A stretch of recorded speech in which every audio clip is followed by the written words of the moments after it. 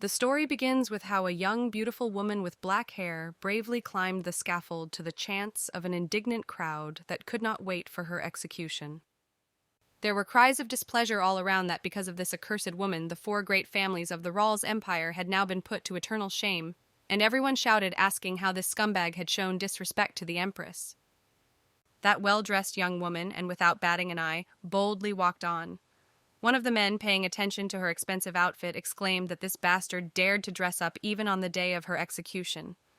The man grabbed the hem of the dress, but the woman was not confused and immediately snatched her dress from his hands, loudly saying that this dress with an amethyst hem was chosen by her especially for today. The man shouted indignantly that this mad woman was insane, and the people in the crowd advised him not to touch the clothes of this witch, because he could also be cursed, so he should think about his safety. Then the woman's gaze stopped at a black feather that appeared out of nowhere right in front of her eyes. She began to examine him, wondering where he could have come from, and then she saw a bird in the sky, which was freely layering among the clouds. The woman wondered why she had to die like that, because Duke Cassis of the Valois family was an emotionless devil who made everyone around tremble with fear just because of his presence. At the same time, this Duke of Cassis also turned out to be the young woman's biological father, with whom, by the way, they never managed to have a normal conversation in their lives. The woman asked herself why she had to be born here. The woman understood that if she helped her father in all his crimes, it would be her just death.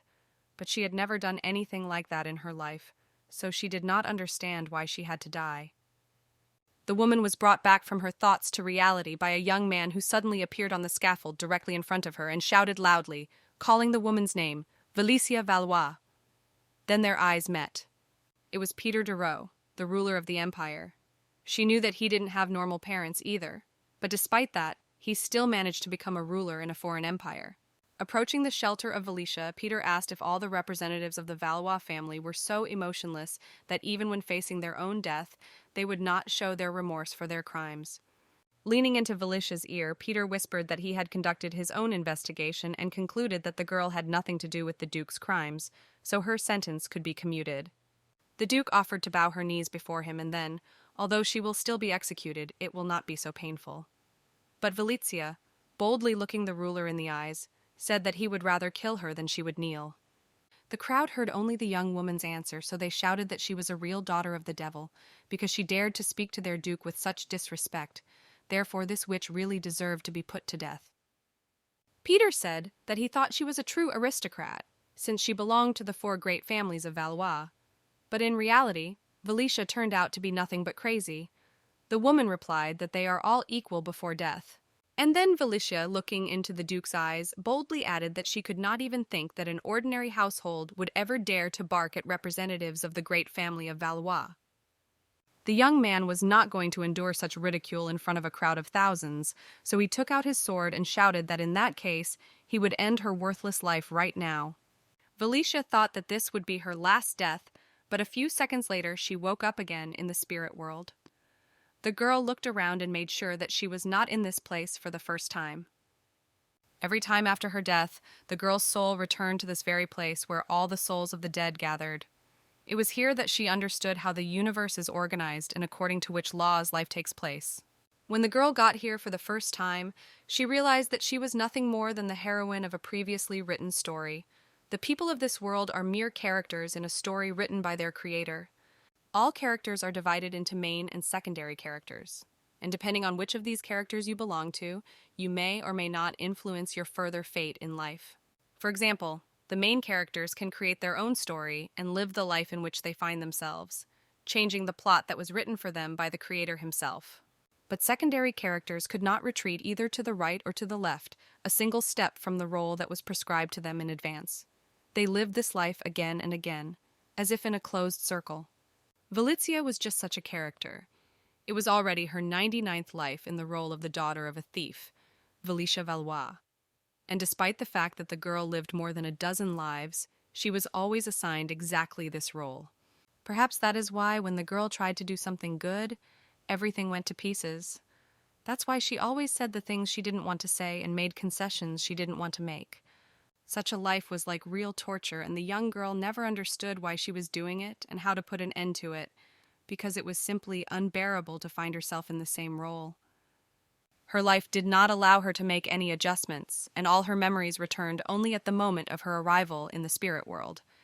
Now the young girl could realize that her last life was the most difficult. The father of the main character turned out to be so obsessed with the main character that he did not find the slightest time to talk to his own daughter. There were rumors that the girl had been abandoned altogether. The girl was sure that if Cassis had been possessed by his own daughter, in whose body she herself was, then everything in his life would have changed radically, and in the end he would not have been executed. Then the girl caught herself thinking that if this had happened, the course of the story would have been disrupted, and only the main characters would have an influence on it, among which, unfortunately, she was not included. As the young woman pondered how she could break the shackles that bound her to living the life that had been prepared for her, she felt herself being brought back down to earth. Although it was quite and unexpectedly fast, the girl made a mistake, so that this time at least something in her life would change and she would not spend it in loneliness, like all the previous times. Opening her eyes, the girl saw her hand and was shocked that it was not reborn into a baby. And when she looked at her hair, she realized that it was the same color as last time. While the girl was trying to assemble the pieces of the puzzle in her head to form a whole picture, the maid shouted loudly, asking what kind of old man she was sitting in the middle of the floor and doing nothing.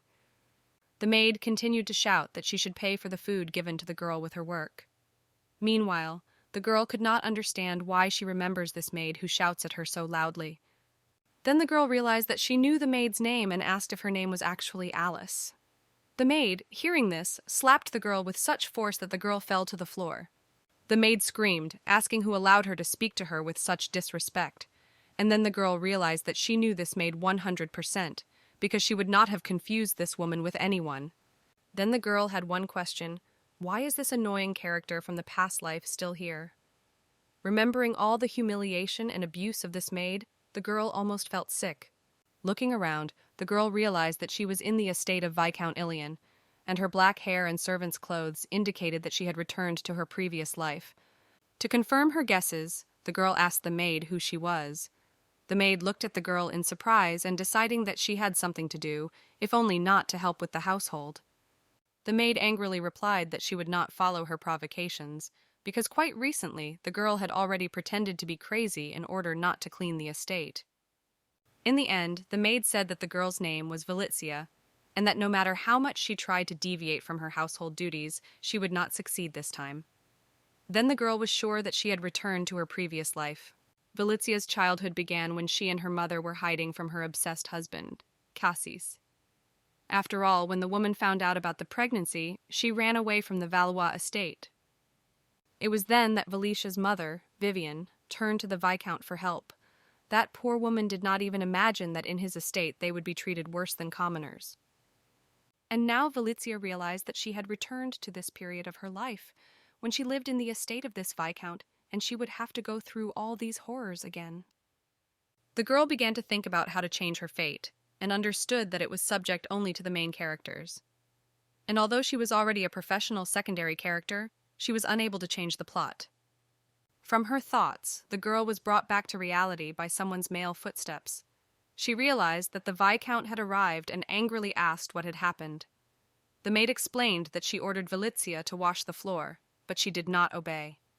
The maid tried to explain that her studies were not yet finished, but the Viscount angrily asked Valicia how she dared to disobey the order of the maid, since he had graciously received Valicia when she had nowhere to sleep.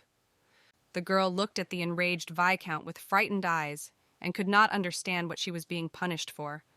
As soon as she opened her eyes, she immediately saw this scumbag. Then she regretted that she had not been reborn as a baby. The girl began to think that she had the opportunity to live the same life twice with only one goal: to change her future, despite the fact that she was a minor character. And while Valicia was thinking that it really wasn't a dream, and the Viscount, watching the girl in the meantime, came to the conclusion that she has been behaving quite strangely for some time, that she does not look like her at all. The Viscount looked at the maid and asked her how long she would calmly observe the fact that the girl did not follow her orders, and did she not know what to do about it, advising to lock the girl in the room for punishment. Valicia already knew that according to the original plot, her father must come to this estate in search of his wife, and then he will send all its inhabitants to the other world. The girl knew for sure that her father would also have to die, but at the moment she needed him here and immediately, because Valicia had no desire to sit in the punishment room without food and water. Then the girl boldly got up from the floor and looked into the Viscount's eyes. She sternly asked if he knew who her father was. The Viscount was taken by surprise and did not even know what to answer, so he asked her what she had said. Valicia angrily asked how he could treat her as a slave because she belonged to one of the four most famous families of their empire, the Valois family. But the Viscount just laughed and asked the girl if she was full of sense if she thought of such a thing, and asked if she really belonged to an aristocratic family. The girl insisted that the Viscount show respect for the noble family, and asked how he dared to treat a representative of the Valois family with such disrespect. Sticking his fat finger in the girl's direction, the Viscount once again asked her if she was sure of her words, because he would not allow anyone in his estate to do such things without reason. Then he touched the girl's forehead with his finger and threw her back. Valicia lost her coordination and fell to the floor, painfully hitting her buttocks and crying loudly. The Viscount laughed loudly again and asked how such a serious girl fell from a light touch. The man added scornfully that if she wanted, of course, she would be treated like an aristocrat. The Viscount then asked if Valicia knew that aristocrats who had run away from their legitimate family were treated even worse than commoners. This news struck the girl in the heart like a bolt of lightning.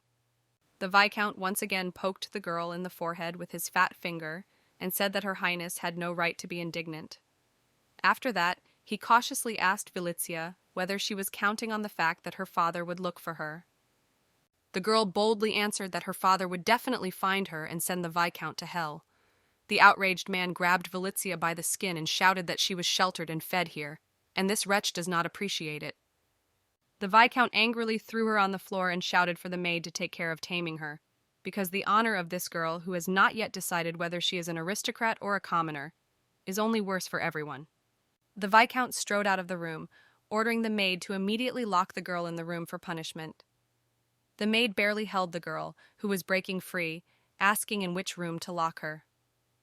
And then the Viscount angrily told the girl to be locked in the room where her mother is now. Valicia immediately realized that her mother had never been locked in the punishment room until she died. Two servants threw the girl into a dark room and closed the door. As they were leaving, she heard that they had been ordered to lock Valicia in this room for 5 days without food. Phrases from the servants had reached Valicia, discussing that while the Duke of Valois ruled the Rolls Empire, his wife and daughter were locked in a punishment room at the Viscount's estate. When the little girl's eyes got used to the darkness, she saw that there was a body lying on the floor, covered with a white sheet. The police was even afraid to think who could be there. Nevertheless, the girl approached and opened the white sheet. Her mother was lying dead on the floor, and tears rolled down from Valicia's eyes, falling on the already cold body of the young woman. Valicia cried for an hour over her mother's body, chastising herself for not returning to this life earlier to somehow influence the course of events and save her life. The police could not understand why they had to go through this horror again. But then she suddenly heard some rustling and, having stopped crying, began to listen to extraneous sounds. When the frightened girl started screaming, asking who was there, a boy about the same age as Valicia herself came out of the dark corner.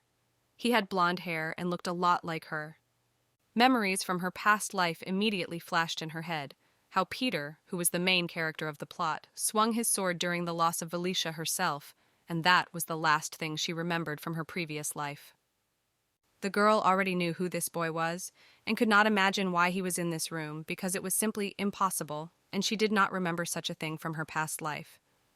Valicia looked into his eyes and shouted angrily, asking what his name was, although in fact she already knew in advance that the boy's name should be Peter, and to make sure of this, she asked him one more time.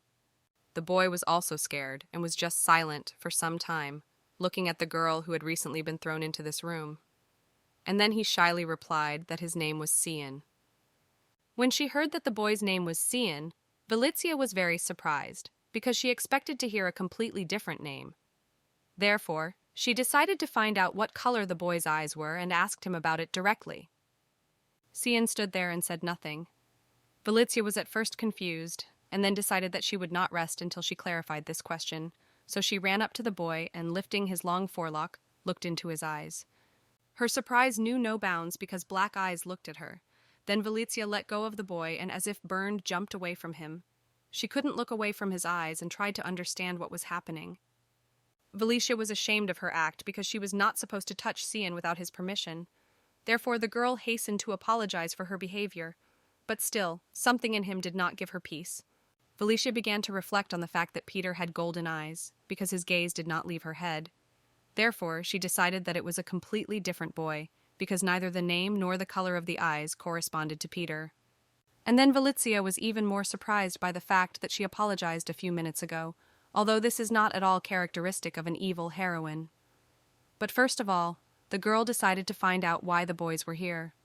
The police approached Cian and asked why he was locked in this punishment room. She speculated that he must have angered the Viscount as well, and to teach the boy a lesson, he was thrown here. But Cian stubbornly did not want to share her experiences with an unfamiliar girl. Therefore, without answering her question, he sat down under the wall and lowered his head. Then Valizia decided to tell her story first, in order to somehow support him, and began to tell that she was locked in this room, and she did not have enough courage to continue her story. The girl sat opposite the boy, and burying her head in her knees, began to silently consider her situation, in which she now found herself, and tried to find a way out. Valizia saw that the boy was shivering as if in pain, so she asked him if he was not in pain. Raising his head, Cian replied that he did not, and continued to remain stubbornly silent. The girl still tried to talk to the boy and started her conversation with the fact that everything is not so bad, but Cian lowered his head again and sank into his thoughts. Then the girl assumed that maybe Cian was very hungry and decided to start her life in the body of this heroine with a good deed. Valizia reached into her pocket, where a fresh bagel had been hidden in advance. Taking out a fragrant pastry from her pocket, the girl handed it to the boy and said that she had saved it for him. About herself, Valizia noted that this is the first good deed in 100 times of her monotonous life. But the boy, without looking up, replied that he would not take the pastry because he had nothing to pay for. Then Valizia asked him to eat a bagel, explaining that she is allergic and cannot even try it. The boy answered briefly that in that case she would have to simply throw this bagel away. Valizia barely restrained her emotions and mentally noted that being good is much more difficult than being evil. During her endless life, Valizia never backed down from what she planned, so she decided to see the matter through to the end. She touched the boy's hand to give him the pastry, but Cian unexpectedly pushed her hand away. It was then that their eyes met, and while they were silently looking into each other's eyes, Valizia took a bagel and put it in the boy's mouth. After trying the food, Cian couldn't tear himself away from it. When the boy tasted the pastry with pleasure, he immediately warned her not to even dream that he would pay her for it. But Valizia could not but rejoice that she managed to force him to eat a little. Although the boy did not even thank Valizia for the food, she felt incredibly happy. And when she went to her dead mother to fix the sheet, Cian went to the girl and asked her name. The girl said her name was Valizia. The boy only repeated Vili. Then Valizia remembered her mother calling her Willie, and realized that she was the only woman in her life who truly loved her. The girl understood that in the future, she would always remain alone and not needed by anyone. Cian asked what happened to her mother, and Valizia briefly replied that she fell into an eternal sleep. The boy saw that Valizia was very upset and even had tears in his eyes. When Valizia saw this, she sternly said that she did not need his pity. Valizia mysteriously told the boy that she was going to finally end this worthless life and start all over again, because this time everything would be completely different. Lying down next to her dead mother, the girl fell asleep. Already at night, Valizia woke up and decided to see how the boy was sleeping. But when she called his name, no one answered her. The girl quickly ran to look for him, but Cian seemed to have fallen through the ground.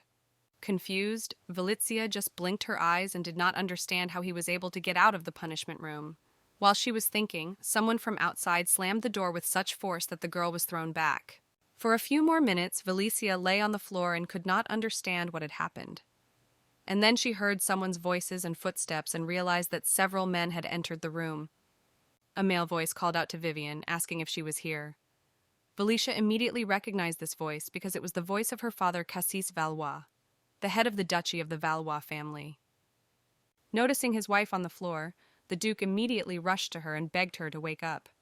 He held his beloved's cold hand and could not believe that she was dead. The Duke's tears dripped onto the woman's cold face. He begged her to wake up, not believing that Vivian would never speak to him again and look at him with her beautiful eyes. Valizia kept her eyes on her enraged father, who screamed like a wounded tiger, asking who had dared to kill his wife. At that moment, the girl even felt sorry for him. When Duke Cassis got up from the floor and looked around, he saw that a little girl with dark hair was sitting nearby, who kept her eyes on him, and he repeated his question once more. Valizia knew her father's character well, and realized that it was not worth falling under his hot hand. Therefore, she sat and quietly watched as he tried to find out who killed his wife. The Duke really did not like that the girl was silent and did not answer the question of who killed Vivian. That's why he came closer to her, and just looking at her made her feel creepy. Cassis was very adept at wielding magical powers, so he decided to force this stubborn girl to tell everything she knew. He was so angry that he did not appreciate the fact that there was a child in front of him. The Duke's invisible forces, like snakes, encircled the little girl's neck, making it difficult for her to breathe. She began to suffocate because she was already losing consciousness from lack of air. Despite the fact that Valizia was already one step away from death, she was not going to talk to her father, and thought that even if he took out all his anger on her, he would not bring his wife back to life. The commander of the knights, Amon, saw that the situation was quite critical, and the girl would simply suffocate now, so he turned to his duke to distract him from the child. Amon tried to correctly explain to the well-fed duke that this child could not have killed his wife, and Cassis, coming to his senses, suddenly turned around and said that it was no longer important. Amon suggested that this girl might be Cassis's daughter. Then Valizia thought that even in her past life, Amon was the first to guess about it, unlike her own father. The Duke, meanwhile, took his dead wife in his arms and ordered the knights to search the estate and extract from everyone their information about what really happened to Vivian. But before Cassis left the room, Valizia got up from the floor and shouted indignantly, asking why he hadn't come here for so long and wasn't looking for her mother. The girl screamed with tears in her eyes, asking why he was late and came too late. The Duke stopped and looked in shock at the girl, who was boldly making claims to him because he thought she was mute. But the Duke was completely in his thoughts and said that first they needed to search the estate. Amon timidly countered that it wasn't a top priority right now, as they had found a bit more than they were looking for. Amon noted that the girl was like 2 drops of water like the Duke of Valois, and besides, during her conversation she called Vivian her mother. Only then Cassis seriously thought about these words. There was a grave silence between the men, and each was thinking about something of his own. Then Cassis sharply replied that they would take the girl with them and conduct a paternity test. Amon guessed that even without the test everything was clear here, so he politely turned to the young lady, offering her to go with them. Although Valizia was angry with her father, she decided to go with them. Amon offered to carry the girl in his arms, and Valizia replied that she would manage on her own. Then the knight once again noted that she had the character of her father. Everyone followed the Duke, who went to the secret exit. Valizia carefully memorized the road in case she needed it after all. Then they entered a room where 2 knights were keeping the Viscount under guard. As soon as he entered the room, Cassis shouted angrily at the Viscount and ordered him to explain why his wife Vivian was locked in the room for punishment. The Viscount understood that now he would have to answer for his crimes, so he fell on his knees in front of the Duke and began to explain that there had been some misunderstanding, and Cassis had misunderstood everything. The Duke angrily asked what the Viscount meant by the word misunderstanding.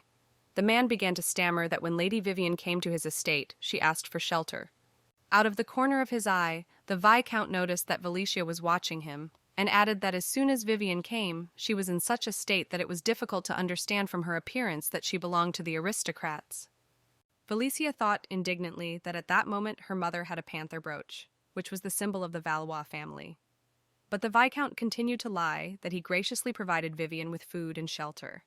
Cassis refused to believe it either, so he used a magical force to squeeze the Viscount's throat and angrily asked if he was mistaken about his wife's origins at the time she approached him.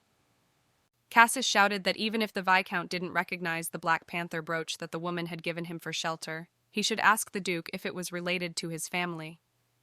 Then a little girl intervened in the men's conversation, who shouted that the Viscount knew all this very well and did so on purpose, because he was hostile to the Valois family.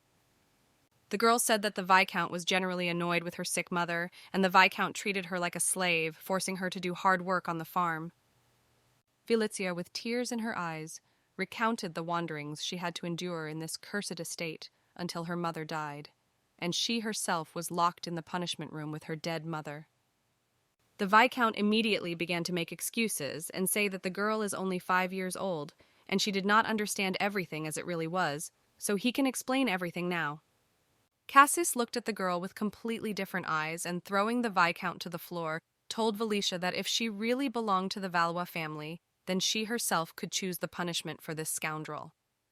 The Viscount decided that he had a chance, and falling on his knees before the Duke, said that he agreed to die or accept any punishment that this little lady would prepare for him. Felicia immediately saw a smile on the Viscount's face and thought that he was probably thinking that the girl would not be able to think of anything terrible for him. But he had no idea how wrong he was. Therefore, the girl said that now the time has come for payment, and the Viscount will have to fully answer for all the troubles that they suffered in his estate. Then the girl offered to start with the Viscount's fingers. A cold sweat broke out on the Viscount's forehead from the girl's words, and he realized that she meant to cut off his fingers. Felicia noted that her mother had said that her Valois family was famous for their magical abilities.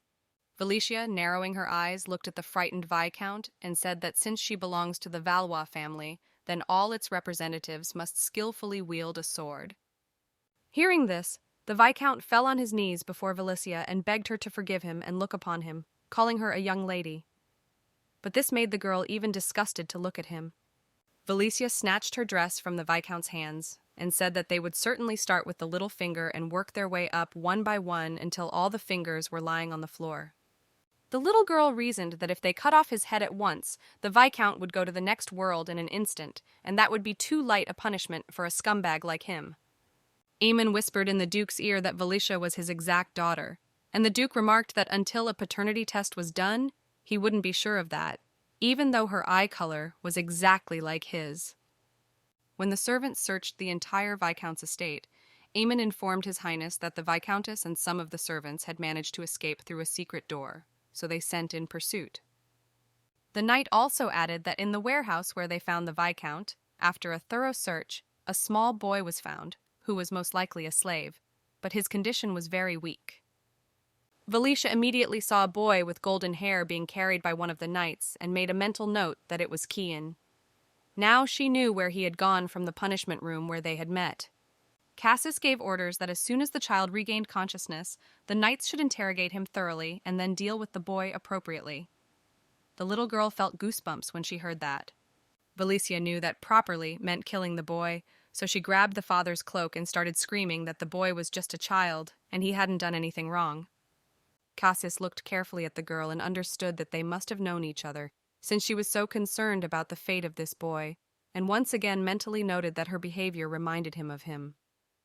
The father asked, pointing to the boy they had found in the basement, if he was the one they were talking about, and Felicia, with tears in her eyes, answered that it was this boy that she had in mind. And then the father smiled and said that he did not mean the boy killed at all, and ordered the servants to take care of the little one as soon as they returned to his ducal estate. Felicia found herself alone with her father in the carriage, which went to their estate. They sat across from each other and were silent most of the way, though they secretly glanced at each other.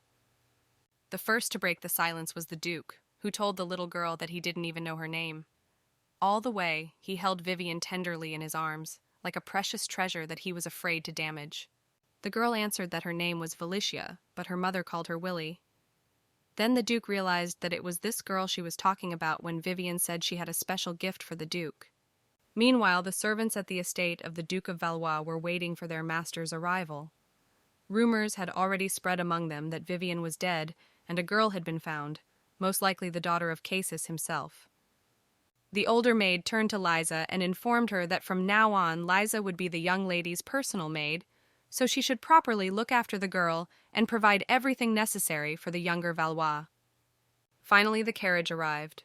The Duke was the first to leave her, holding his dead wife in his arms and headed for his estate. It was almost impossible to watch it without tears, so everyone just stood there in silence. Lisa bowed and thought that all the rumors had turned out to be true, and indeed their duchess was dead.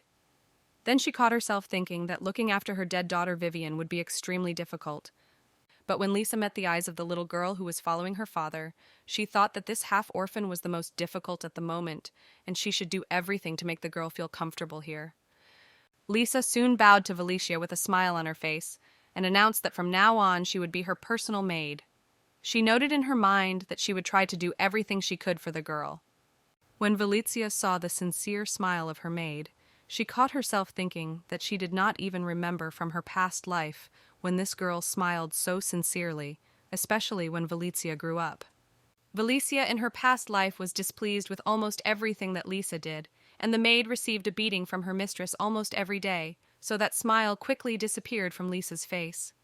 The maid only had time to apologize for everything she had done, because she could not please her mistress in anything. Lisa often received physical punishment for her work. Valicia thought that perhaps Lisa had been so cheerful in the beginning, and because of Valicia's fault, this maid had quickly turned into an emotionless, frightened servant. Valicia was brought back to reality by Lisa herself, who asked if the girl wanted to take a bath or have a snack. Valicia timidly asked if she would take a bath alone. The maid explained that she would always help the girl wash, and to begin with it would be quite unusual, but later Valicia should definitely like it. So they immediately headed to the bathroom. The maid helped the girl undress and get into the bath, but when Lisa began to wash the little lady, she saw terrible scars from beatings on her back, and tears appeared in the maid's eyes. A few hours later, the well-dressed Valicia headed to the dining room. It was impossible to take my eyes off the girl. Her black hair successfully emphasized the incredibly deep violet color of her eyes. To begin with, Lisa asked if the young lady had any food preferences and if she was eating all the food. The maid made sure that the chef pleased the girl by preparing delicious dishes. As soon as they entered the dining room, the chef of the Valois estate named Hicks greeted Valicia with joy and was ready to demonstrate all his masterpieces for the girl to appreciate. Hicks began to tell that the food was prepared from the freshest products, and he put his heart and soul into it. Militia again remembered her past, and that until she became a bad daughter, the chef was just like that. Valicia took the first bite and timidly tasted the tender steak. A whole symphony of taste buds played in her mouth, and she said that it was incredibly delicious, which was really true. The chef was delighted and ran around the kitchen like a little child, praising his talent, and the girl thought that she used to be just a terrible child because she threw away all his dishes without even trying them. The only thing that depressed Valicia was that all the servants gathered in the dining room kept their eyes on her. This made her feel very uncomfortable, although the maid simply admired the girl's directness. The maid came to the rescue, as if she felt that something was bothering the girl, and with just one look, she made all the servants leave the dining room. Valicia breathed a sigh of relief and mentally thanked Lisa. The maid explained that Valicia would feel quite uncomfortable in the unfamiliar large estate of Valois, and offered to walk around the area tomorrow and tell the girl about everything in more detail. Lisa suggested that Valicia would definitely like it here so much that she wouldn't even want to leave it when she got married. Valicia thought to herself that she would not live to this time. Already after dinner, when the maid was helping the girl to get ready for bed, Lisa asked if Valicia had seen her father for the first time. The girl thought that during the meeting, Cassis did not pay attention to her at all. Lisa reported that as soon as Duchess Vivian disappeared from the estate, Cassis immediately went in search of her and did not return to the estate until he found his beloved, although unfortunately it was already too late. It was rumored that there was no place in the empire where the Duke did not seek his beloved, and he even visited other empires to find out if his beloved Vivian was there. The maid eagerly told that the Duke loved his wife so much that she was sure that Cassis would love his own daughter as well. Valicia just listened to Liza's chatter in silence. Lisa went on to say enthusiastically that the Duke of Cassis was like the protagonist of a romance novel, but Valicia did not dare to say how wrong the maid was with her guesses. The girl hurried to get into bed so that the maid would finally leave her alone, and Lisa continued to share that she is incredibly happy to be part of such a respectable family as Valois. The maid also said that she would look forward to the moment when she would finally have to meet Valicia's chosen one, because she was sure that he would be as handsome as the girl's father. Valicia, hiding in a sheet, thought that she was actually the daughter of a thief who was to be sentenced to death, like Valicia herself. The maid thought that she had offended Valicia with something, The maid assumed that the girl was simply very worried about the loss of her mother, so she decided not to continue the conversation about her parents. Lisa decided to change the subject of the conversation and decided to tell how their Valois estate is very beautiful because the girl had just arrived at the building and knew nothing about it. The maid adjusted the sheet and asked the young lady if she knew anything about this estate. Valizia said in her mind that she knew even more than Lisa imagined, and said out loud that she knew nothing about the estate. Then Lisa began to tell that the Valois estate goes beyond what a person can imagine, and in her opinion, this building reminds her of a fairy tale castle, although at first Lisa's opinion was quite the opposite. Even before Lisa decided to become a maid, she had heard a lot of stories about how aristocratic maids were often found dead, so she felt great fear before entering this estate. But when Liza managed to get a job as a maid, her opinion changed radically, and she believes that this job is just a dream job, where working hours are strictly regulated. Lisa then revealed that she also had 3 full meals of the most delicious food a day and a personal relaxation area that was only for the servants where she could recuperate. Valicia listened to the story of the happy maid and mentally noted that all this was only because the Duke of Cassis was absent for a long time, and she knew for sure that everything would become worse every day. Then the girl decided that maybe everything in this life would be different, because she had already managed to do one good deed to feed the hungry Sion when they were locked in the room for punishment. When Lisa asked what Valicia thought of the Valois family, the girl said that she had heard how the bodies of unruly servants were being chopped up in this estate. Then Lisa shouted so that the girl would not believe all the nonsense. It was known to everyone that the Valois family was a family that had become one of the 4 greatest families in the empire just because of its unparalleled swordsmanship. The Duke led numerous soldiers to the front line and made a huge contribution to the creation of the current empire. That is why all the aristocrats of the ruling families bowed their heads to his merits. In addition, there was magic that only the direct heirs of the Valois family could use. Each of the family members had their own unique ability, unlike the others. Therefore, the Valois family was the strongest from other representatives of the aristocratic families of the empire, and Lisa said that the girl should be proud of belonging to this great family. But Valizia thought that the maid had no idea what would happen to this family very soon. After all, the father, who was obsessed with his dead wife, immediately launched absolutely all matters in the household. The Duke began looking everywhere for a way to bring Vivian back to life, and among the people he met, there were those who assured that they knew how to do it and gave 100% guarantees. But the actions of these swindlers proved that none of them was capable of reviving a dead woman, and the enraged Duke, who was losing his last hope, took their lives without any conscience. Once again, one of those men who assured that they would resurrect Cassis's wife, before his death said that there is a miraculous power that can heal anyone and heal any wounds. That man informed Duke Cassis that the person who possessed these healing powers was Empress Isilis. The people nicknamed her a saint for her ability to cure incurable diseases. The man added that the Empress is ready to extend a helping hand to everyone who needs healing, regardless of his status, and advised the Duke to go to Isilis so that she would bring his dead wife back to life. This information did not save the man, and the Duke, thanking him for the advice, sent the swindler to the next world. The more the Duke killed people, the faster he became like a monster who felt no emotions. The Duke got rid of all the people who did not live up to his expectations. Very soon the idea of reviving his wife became a fixed idea, and the Duke himself went crazy, looking for a way to bring his wife back to life. A few days later, he arrived at the imperial palace and asked Empress Isilis to bring his dead wife back to life. The Empress carefully listened to the Duke's request. Isilis then replied that even though she is considered a saint by everyone, her powers are not strong enough to bring the dead back to life, so unfortunately there is nothing she can do to help him. Isilis added that what happened to Vivian is simply terrible, and she offers her sincere condolences. The Empress explained that no one could resurrect his wife, so she advised the Duke to come to terms with it. But Duke Cassis did not even want to hear the Empress's refusals, so he shouted that she did not even try to resurrect his wife, but already assured that she was not capable of doing it. Then the Duke took out the bag he had brought with him and, untying it, spilled the bridge on the floor. A severed head fell out of the bag. All those present recoiled in shock from the terrible picture. The Duke calmly added that every week the Empress would receive a severed head without innocent people until he brought his wife back to life. Having said this, Cassis left the imperial palace. Since then, every week the Empress received a severed head. One day Cassis visited her, who said that she probably enjoys the fact that he cuts the throats of innocent people.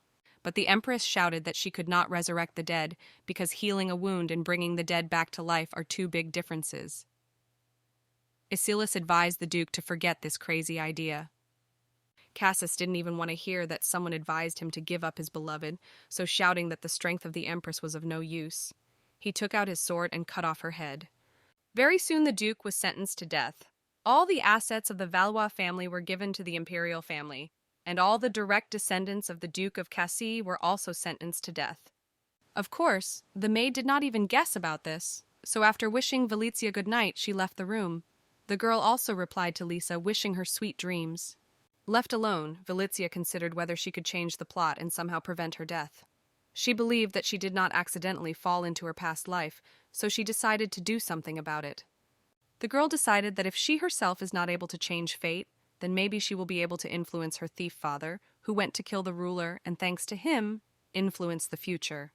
Meanwhile, Cassis, having put his wife in his room, got drunk and begged her forgiveness for coming too late, and now he would not be able to hear her voice or see her kind smile.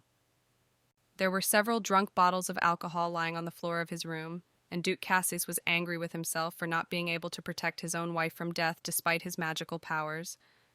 The next morning, the maid decided to give Valicia a tour of the Valois estate. Together with the servants, they examined the area around the central palace. Pell Bluebell was watching them through the window. Pell was the Duke of House Bluebell. He asked the butler why the girl was walking in the street, if she was supposed to be in magic classes at the moment.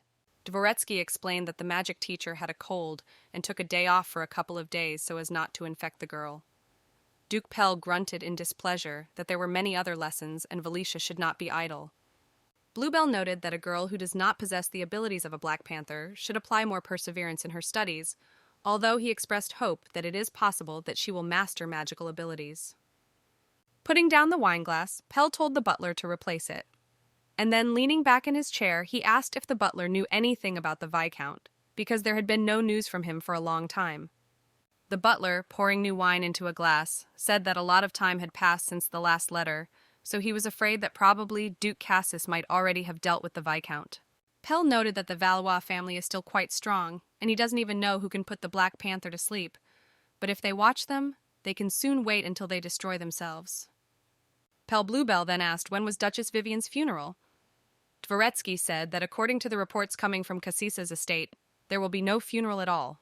Duke Bluebell asked in surprise what the butler meant, and the man hastily explained that the body of the Duchess had been embalmed with the help of magic and was now unable to decompose. Pell then asked if the Duke of Cassis was going to live with the corpse, as he had been following the Duke ever since he left his family just to find his beloved wife. Pell mused that Duke Cassis was quite a loyal man, and asked the butler if he knew the easiest way to manipulate people. Dvoretsky thought about it and said that he knew the answer to this question. The butler then said that the best method of manipulation is to press on weak spots. Pell, having drunk the wine to the end, said that this was not the right answer, and after that, they would only have to threaten.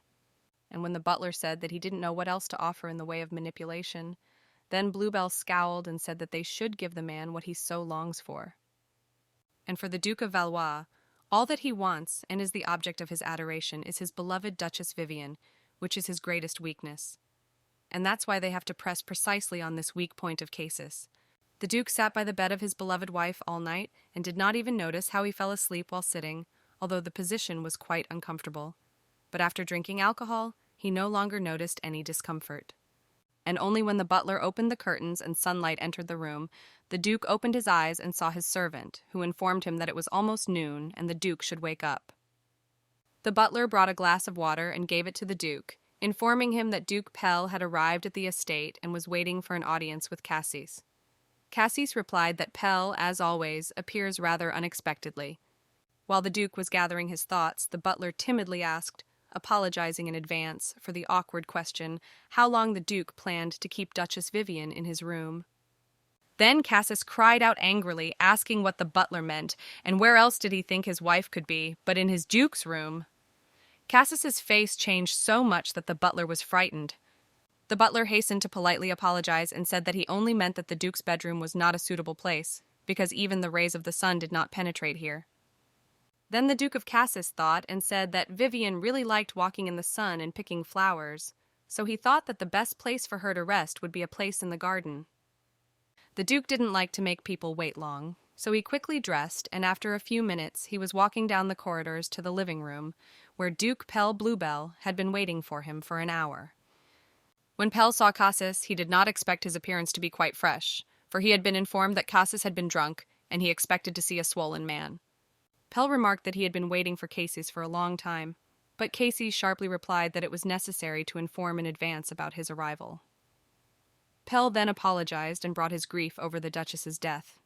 When Duke Bluebell began to talk about the funeral, Duke Cassis interrupted him quite sharply and said that Duke Pell must have already been told that there would be no funeral for Duchess Vivian. Then Pell plucked up courage and cautiously said to the Duke of Cassis that if he was holding on to his dead wife like this, was he not going to find some way to revive her? Cassis asked if Pell thought he was crazy. Pell immediately apologized and said that, on the contrary, he considered Duke Cassis to be a rather intelligent person, whom he himself would like to emulate, but he is still far from him.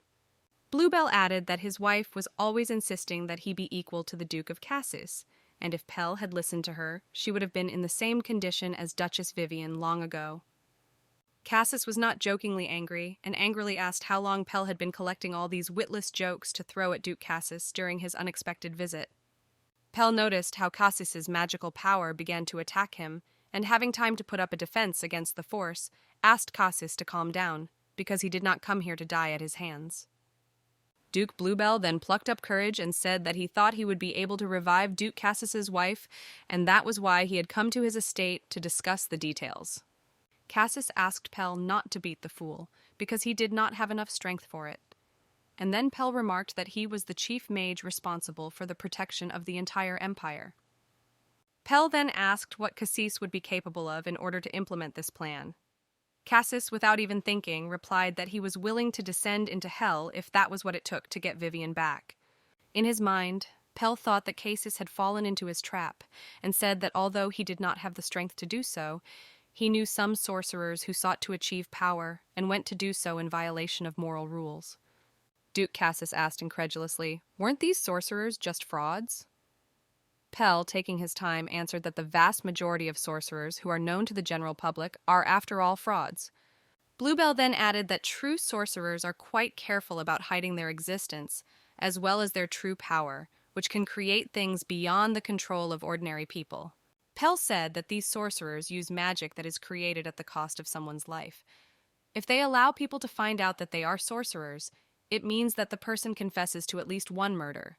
Then Bluebell informed that it was such representatives of real sorcerers who had the power to revive the dead. Cassis sat across from the Duke and listened to his story with interest.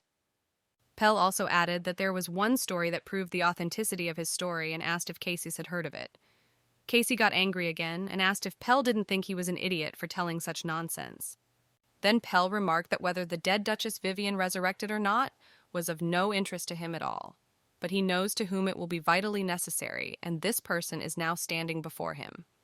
Pell wanted to assure that he only worries about this with good intentions, because he always wanted the Valois family to flourish again and be the most powerful, because the Bluebells are a branch of the Valois family. In the meantime, the two maids played a puppet show in front of little Valicia in order to console her somehow. The maid who played the role of the knight said that he had not slept for 7 days. The maid who played the role of the beloved told him not to talk nonsense because it was obvious from his appearance that he had just gotten out of bed, so there was nothing to imagine that he had not slept for a long time. Then the man doll said that he looks like this every time he sees a young girl because he loses his head over her. Valicia listened to this game and wished that they would leave her alone. The maids noticed the expression on the girl's face watching the performance and asked why she was not having fun. Then Valicia smiled brightly and said that she was delighted with the performance of the maids Daisy and Layla. Valicia added that she can give 5 stars for the acting. Daisy then held up her doll and said she was just an acting goddess. The girls applauded her. Valicia thought that she needed to lure the maids to her side because she thought about an operation called Escape, because she wanted to get away from here, even better to another empire. The girl knew that the payments to the direct heirs of the Valois family were so great that she would not need anything until the end of her days, and in order not to die in this life, she needed to flee as far as possible. While the maids kept their eyes on her, Valicia thought that no one should find out about her plan, and before she ran away, she should save a rather large amount of money and enlist the support of one of the servants. Suddenly, Lisa ran into the room holding a piece of cake on a plate and announced that she had a special compliment for little Valicia from the chef in the form of a biscuit with whipped cream. But Valicia quickly answered that she wanted a cherry pie. Then she remembered that in her past life as the daughter of a thief, she constantly changed her taste preferences. As soon as the maid brought the cherry pie, Valicia already wanted a millefeuille, and when Lisa brought a piece of millefeuille, the picky landlady announced that she wanted a cake. And so it went on ad infinitum. Valicia looked at Lisa and thought that in her place she would have killed herself long ago if she had been abused like that. But Liza only asked why the girl was looking at her so intently. Valicia, not taking her eyes off Liza, only said that the maid was bad, and then immediately apologized and realized that she had said too much. The girl mentally noted that she should behave accordingly. Valicia immediately took a piece of biscuit and said that it was exactly what she wanted. The guilty maids looked at the girl and replied that they were happy to serve their mistress, although they were very embarrassed by the abuse from her lips. Valicia took a piece of cake and decided not to attract more attention to herself and eat it in silence. The maids reflected that the young lady must be feeling very depressed after her mother's death. When the maids stayed in their room, Lisa asked what they thought about it. Daisy replied that the young lady must be trying to act as if everything was perfectly fine. Lisa noted that in fact the girl probably feels unbearable pain due to the loss of her mother, and tries to hide her true feelings behind the mask of her calm and balanced behavior. They remembered the look on the girl's face as she ate the dessert and noted that they had thought to make her feel good when they brought the goodies, but in reality, the girl was just heartbroken. Layla asked what they do when they are very sad. Lisa was the first to answer that in this case she reads romance novels and then her mood improves significantly, especially when she immerses herself in the plot of the book. Layla exclaimed that Valicia was still young enough to seek solace in romance novels, so this method would not work in their case, and they should find something else to do it. Lisa bowed her head guiltily and said that she just answered what she was doing to save herself from a sad mood, so she didn't think twice before telling the maids. Daisy suggested that maybe the young lady just needed time to come to her senses and not bother her with your constant games and excessive attention, since she had recently lost her mother. Lisa thought everything over carefully and said that they should give the girl time to put all her thoughts in order and offered to start the mission, which will have the name Being Alone. Meanwhile, in the Duke's study, Cassis informed Amon that he must leave the estate for a while and be away on urgent matters. Then Amon timidly noted that little Valicia had only recently arrived at an unfamiliar estate, and perhaps she needed some time to pay attention and be close to her daughter. Cassis looked displeased at his assistant and said that this was exactly what he was waiting to hear from him as soon as he informed him of his departure. Amon only asked what the Duke meant. Cassis explained that no one knows his daughter better than Amon, so he trusts Amon to look after Valicia during his absence. Amon thought she was still too young to be alone.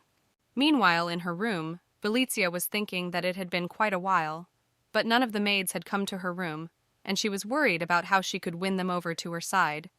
The girl was upset that no one even read to her before bed. But then she pulled herself together and said that in that case she would read a fairy tale to herself so that she would fall asleep better. The fairy tale told about a lonely wolf who was used to spending all his time alone. But one day a little wolf came to him, brought him a flower, and offered to make friends. The police saw how wet spots appeared on the paper sheets of the fairy tale and realized that these were her tears. The girl thought that although she is the daughter of a thief, she is still human and has human feelings. Then Valicia thought that she should not cry and show her weakness. Therefore the girl slapped herself on the cheeks and told herself to pull herself together and spend her Jubilee birthday with dignity. She did not have time to recover when a frightened Lisa flew into the room, took the girl by the hands, and said that the young lady should not hurt herself, no matter how hard it really was for her. Valicia looked at her maid and could not understand how she ended up here. Meanwhile, all the servants ran into the room, led by Amon. They began to ask what happened to little Valicia. Lisa exclaimed as she managed to stop the little girl from harming herself. Then she ordered Layla to bring a warm blanket and cocoa to make the young lady comfortable. Lisa seriously exclaimed that their mission to be alone was immediately stopped, and from now on they would always be by Felicia's side so that the girl wouldn't miss her anymore. Felicia sat wrapped in a blanket and pondered how Liza managed to run to her in such a timely manner, because the girl was completely alone in the room. Daisy whispered to Layla if they should report this incident to His Highness immediately. Layla replied that she did not really know where Duke Cassis was now. After a few minutes, the doctor came to the room and began to examine the little girl. The servants nervously watched the doctor and waited for his final diagnosis. Meanwhile, the doctor offered Felicia to show him the place of slaughter, and touching the girl's cheek, began to carefully examine her. Felicia felt somewhat uncomfortable that everyone was so worried about her. After examining the girl, the doctor said that everything was fine with her, and that the place of slaughter looked more like the fact that Felicia really hit herself. The most it can end up with is a small bruise. But Lisa lashed out at the doctor and said that she saw with her own eyes that the little girl's cheeks were red, so she advised him to take his duties more seriously and examine Felicia better. The doctor decided not to argue with the angry maid, so he asked Felicia what she had used to hit herself in the face. The police answered that by hand, and he offered to examine her hands as well. After examining her hands, the doctor said that it is almost impossible to mutilate yourself with your hands, so it is quite surprising that such marks appeared on the girl's face from a blow. Felicia held her hands and waited for the final diagnosis from the doctor. He noted that if he prescribes some medicine for her, they can affect the whole body of the little girl. The doctor said that the girl needed a little rest and asked the maid if he was sure about it. Liza especially disagreed with the diagnosis, demanding more thorough treatment. At this time, the senior maid and the chef ran to Felicia's room, who were also worried about her condition. Felicia couldn't understand why there was such a commotion in the estate because she had slapped herself on the cheek. The police couldn't believe that everyone dropped their business and came to ask how she was doing. The girl remembered that in her past life, during her illness, everything was completely different. Therefore, the girl decided to convince everyone present that everything is fine with her, and showing them her hands, said that it is not necessary to prepare any medicine because she feels quite well. Felicia said that in order to bring herself to consciousness, she hit herself on the cheeks and that the doctor was absolutely right in his diagnosis, so the girl asked the maids not to detain the doctor here. All these days, Lisa secretly watched the little girl, and it constantly seemed to her that Felicia felt quite lonely, but she did not pay much attention to it until today. So today, Lisa was just shocked at how lonely Felicia really was, that she decided to cheer herself up in this way.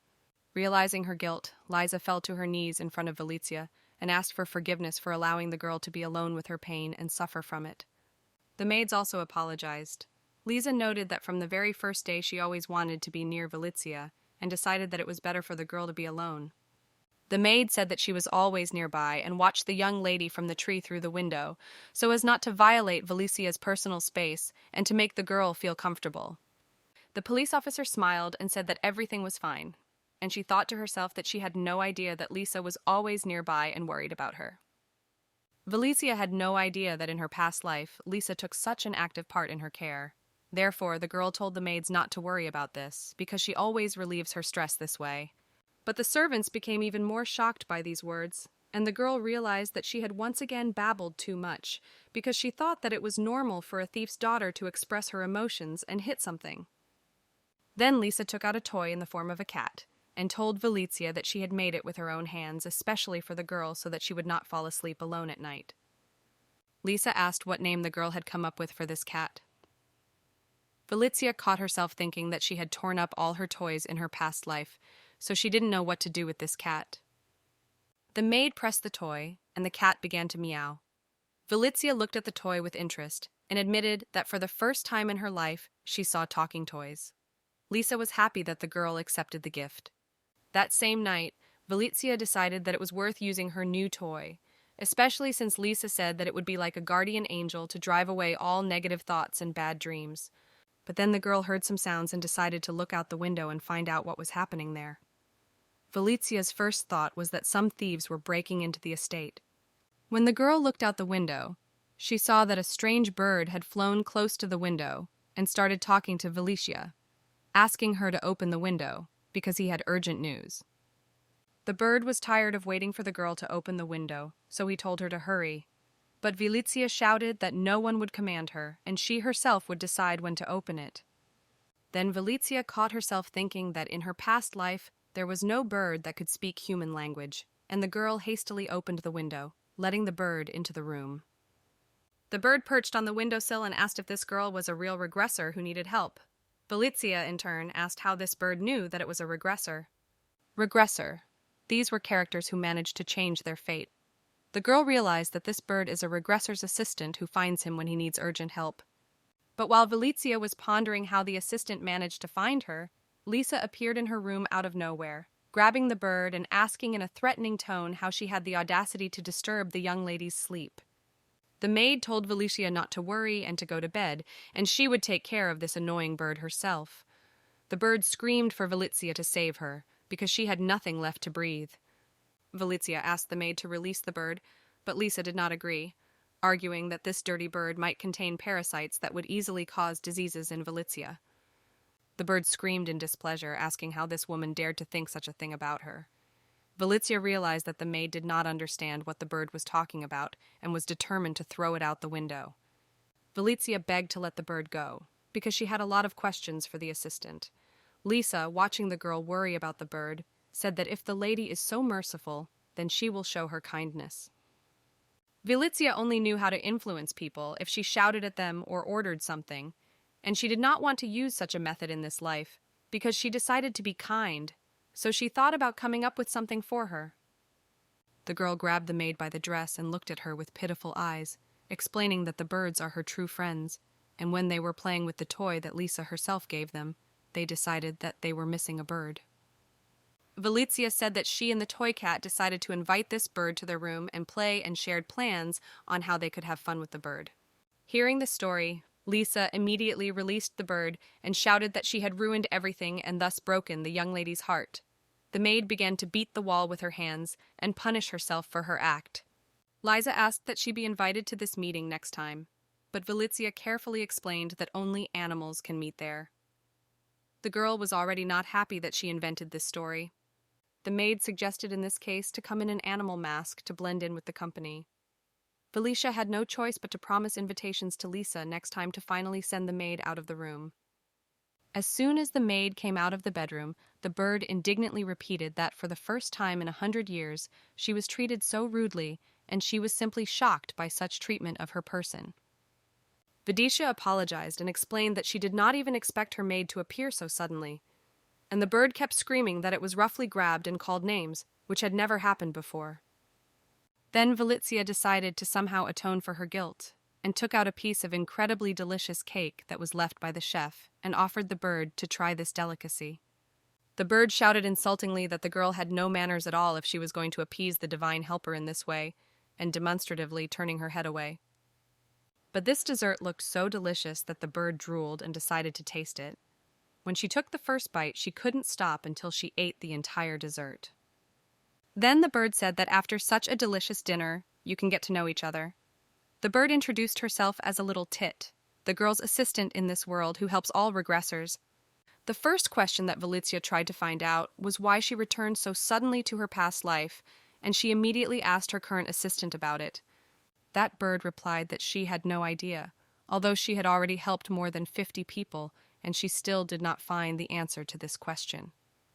Vilizia shouted that she could not believe that the bird did not know anything. The little girl added that the girl should find out the reason for her return to the past, and when Vilizia asked why the little girl had come to her then, the bird said that she had a message for the girl. Vilizia was indignant that the bird had eaten all her dessert and there was no point in it. Then some kind of manuscript appeared in the air, which glowed and approached the girl. Sinichka explained that this is a letter for a regressor. The letter contained a greeting for the regressor, who is living his 100th life, and reported that, as Duchess Vivian herself noted, Felicia is a gift for the Duke of Cassis. The letter went on to say that the past would be the past, and that she had one more chance to live this life.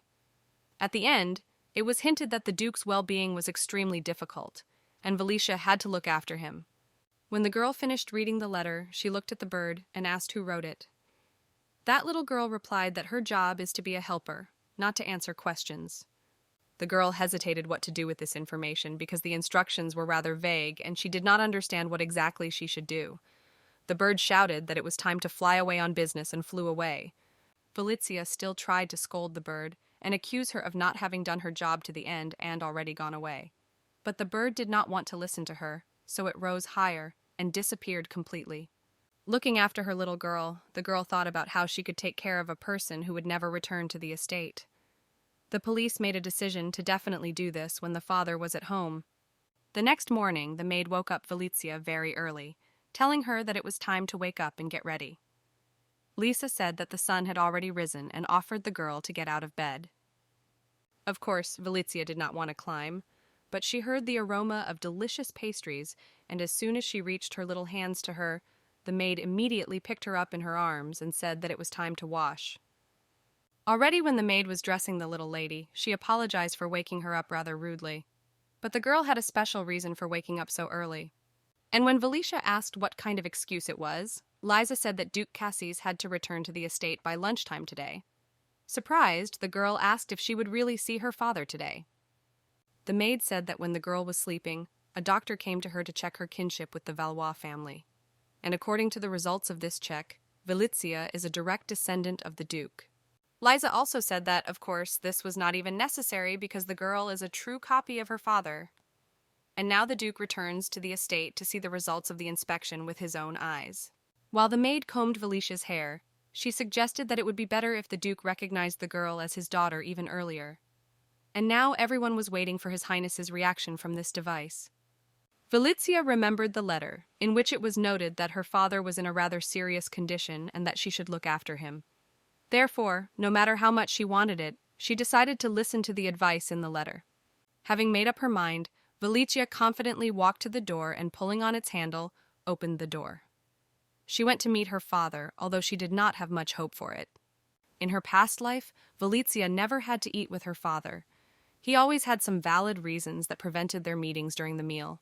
Therefore, the girl always ate alone. She felt with what pity the servant who was standing next to her was looking at her, and it annoyed her even more. Because of this, she constantly took out her anger on the maids. Cassis was focused only on the resurrection of his wife, and everything else did not bother him at all. Although the Duchess told him before her death that she had a special gift for him. While the girl was sitting over the empty dishes and waiting for her father, reflecting on her past life, she felt the eyes of the maids who cared about her feelings. Of course, the girl could throw a tantrum, as it happened in her previous life, to be brought food, and in this case she would be no different from the evil Felicia, so she decided to wait calmly. The Duke's assistant was also worried that the girl was waiting for her father for a long time and asked her to wait a little longer because the Duke would come soon. But Felicia knew that neither today nor ever her father would come to her.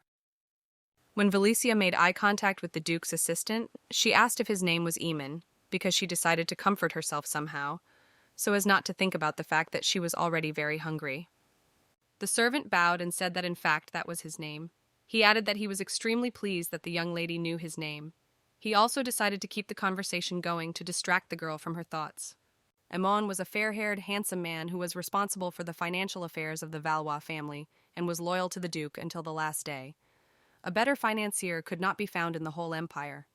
The girl asked Amon if it was true that once her direct succession to the Valois family was confirmed, she could receive monthly payments. Amon said that the first payments will be made from next month. Felicia smiled with satisfaction and understood that from now on, Amon will be a key figure in the scheme of her escape from this house, and she needs to enlist his support for the successful implementation of her plan. The police calculated in their minds that Valois belongs to one of the 4 richest families, and the monthly payments should be up to 10 million. Therefore, after 3 months, she can easily buy an estate. The girl decided that if she could not change her father, she would at least provide herself with a decent life. At that time, Amon, watching the girl, said that Felicia had the same smile as her father. The militia was afraid that she looked very much like the thief's daughter, but said out loud that there was nothing strange because she was his duke. Then the girl noticed that she was not a little lady, but Felicia. Amon smiled and apologized to the little lady, and she again warned him not to call her that. Amon then politely explained that until the girl grew up, she would remain a little lady. Valizia could not hold back and shouted indignantly that in this case she would also call the Duke's assistant Kid. But the man just smiled sweetly at her remark. Their dialogue was interrupted by a servant who quickly flew into the dining room without warning and announced that he had urgent news from Mr. Amon. Amon immediately ordered the man to speak. Then the servant handed the letter to Amon. He read its contents and immediately changed his face. Valicia knew that he would now inform her that her father would not be coming to her for lunch today. Amon, as politely as he could, informed that the girl would have to eat alone today and ordered the servants to bring food immediately. Valicia decided that she would finally be able to eat and go to her room. At that moment, Valicia realized that no matter how much she returned to the past, she would still remain the daughter of a thief. After noon, the girl woke up earlier and looked around. Valicia noticed that she was completely alone and called Lisa. But no one responded to her voice, so the girl decided to look for her maid herself and at the same time find out what was happening here. Finally, at the end of the corridor, the girl managed to find Liza. The maid at that moment looked very troubled and could not decide what to do. The girl loudly called the nanny. The maid shuddered in surprise and asked why Valicia woke up so early today. The girl walked up to her maid and sternly asked what was going on here. The maid immediately replied that nothing was happening here and, turning the girl 180 degrees, offered her to return to her room and rest a little more. And the police were not going to just leave here. Valicia asked what Liza was hiding, and while she excused herself by saying that she wasn't hiding anything, the girl heard someone announce that the paternity test had passed and Valicia was actually the Duke's daughter. Valicia shouted that her father had finally arrived and, breaking free from the hands of the maid, ran to look for the Duke. And at that time the Duke was talking to Amon, who was persuading him to eat at least a little. But the Duke replied that he was not hungry at the moment and had come to the estate to recover and undergo a course of treatment. Cassis planned to leave the estate again very soon. At that time, Amon saw how Valicia was walking towards them. The servant also saw that the girl was running to her father and was worried that she was too small and might get hurt, because the Duke always carries a bug with him. Everyone, holding their breath, watched what would happen next. Valicia, shouting the word "father," ran to Duke Cassis and embraced him. But when her gaze fell lower, she saw that bloodstains remained on the floor, and so she backed away from her father. When the girl looked at her white shirt, she noticed that it was also covered in bloodstains. Valicia looked at her father, who looked down and did not know what to say.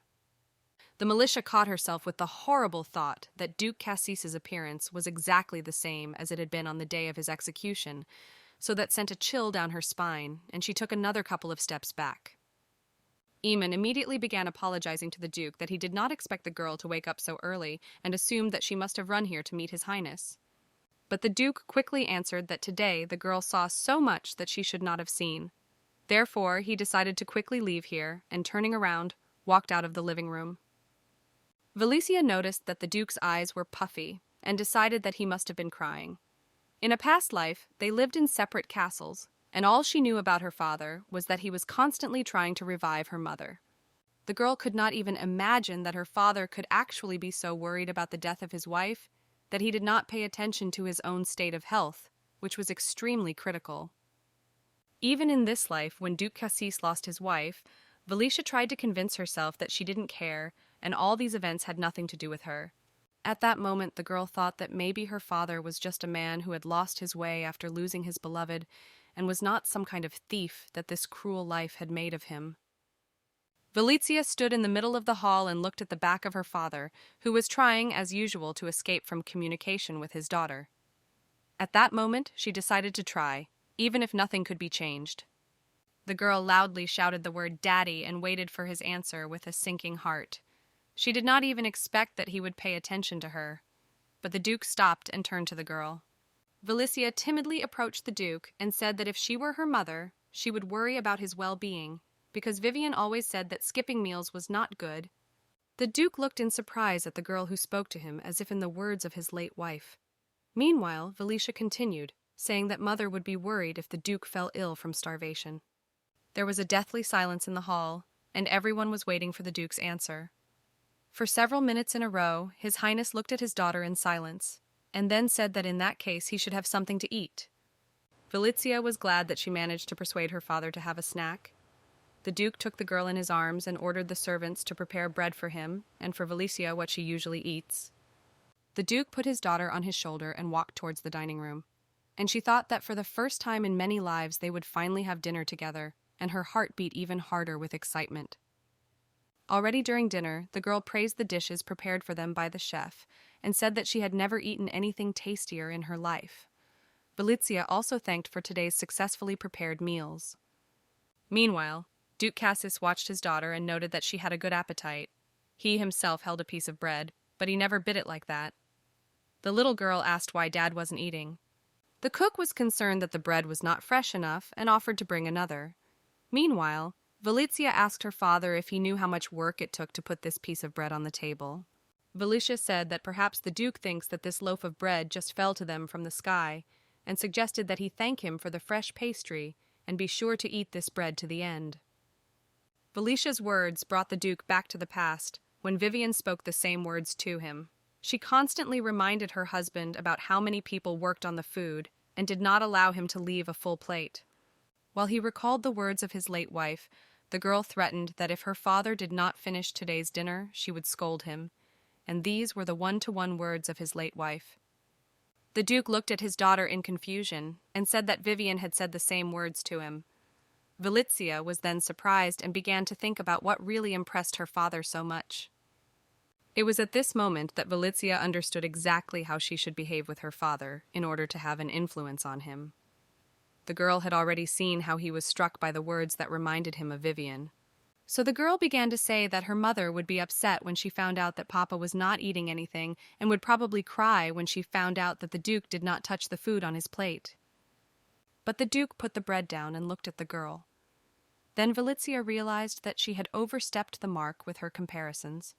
His Highness suddenly asked Valicia if Vivian had ever scolded her. The girl explained that if she didn't finish her meal, Vivian could threaten to grab her pink cheeks, and Valicia would lose them forever. She said it so believably that even the Duke believed it. After listening to his daughter, the Duke finally took the first bite of the fresh pastry and said that with her appetite, Valicia might not even worry about someone scolding her for her poor appetite. After a few minutes, the Duke thanked him for the food and, wishing his daughter a pleasant appetite, left the dining room. Valicia thought, what was the point of sitting down together if she was left alone anyway? Valicia told the maid that her father must have been offended by her words, to which Lisa replied that, on the contrary, today Duke Cassis ate everything to the last crumb and showed an empty plate to the chef. The cook exclaimed that this had not happened since the Duchess left the estate, and the Duke always did not finish his meal. Then Valicia thought that thieves must have good food to keep them strong. In the forbidden place of the secret forest, one sorceress examined the blood of a 10-year-old deer and exclaimed in surprise that it was a rather rare specimen. She asked the Duke how he managed to find it. The Duke sternly replied that the witch had promised to revive his wife. Then the woman bowed down and confirmed that she was the only one who could undertake this work and ensure the resurrection. The sorceress began to prepare the potion, and pouring out the last vial of blood, asked if the Duke could get her some more blood. Cassis replied angrily that she had assured him that this would be enough. The witch wanted this blood for her other magical works as well, so she had to make do with what she had. The woman began to mix the magic potion, which stank, assuring that this was all that was needed. Cassis watched over the preparation of the decoction, and as soon as the witch took out another vial to add to the potion, he sharply grabbed her arm and asked what kind of old man she was going to use the poison on. The witch hesitated and did not know what to answer, and Cassis asked her if she knew how many people he had to kill who failed to keep their promises and tried to find him. After applying a magical force that began to squeeze the witch's neck, the Duke looked into her eyes and advised people not to give people vain hopes anymore. The witch could no longer breathe, and the vial with poison fell out of her hands. In the end, the witch said that she could not revive the dead wife, and the Duke, angry, killed the woman. Amon wanted to stop his Highness, but the Duke turned sharply and said that they should go now. But the Duke had not even taken a couple of steps when he suddenly ran into a little girl who cried out and fell to the floor. He didn't expect to see anyone but a sorceress here, so he began to examine the little one. The Duke, stunned, asked who she was, and the girl sat on the floor and began to beg him not to kill her with tears in her eyes. She was so scared that her whole body trembled like an autumn leaf. The Duke told her to calm down because he wasn't going to kill her. Then the girl incredulously asked if he was going to take her with him as a slave. His Highness could not even guess that such a thing could come to the mind of this little girl, so he explained that there was no slavery in their empire and asked her why she had such assumptions. The girl saw that the woman who held her prisoner was dead, so she thought that the Duke would kill her too. And when the Duke told the assistant to deal with the girl, she had already said goodbye to life.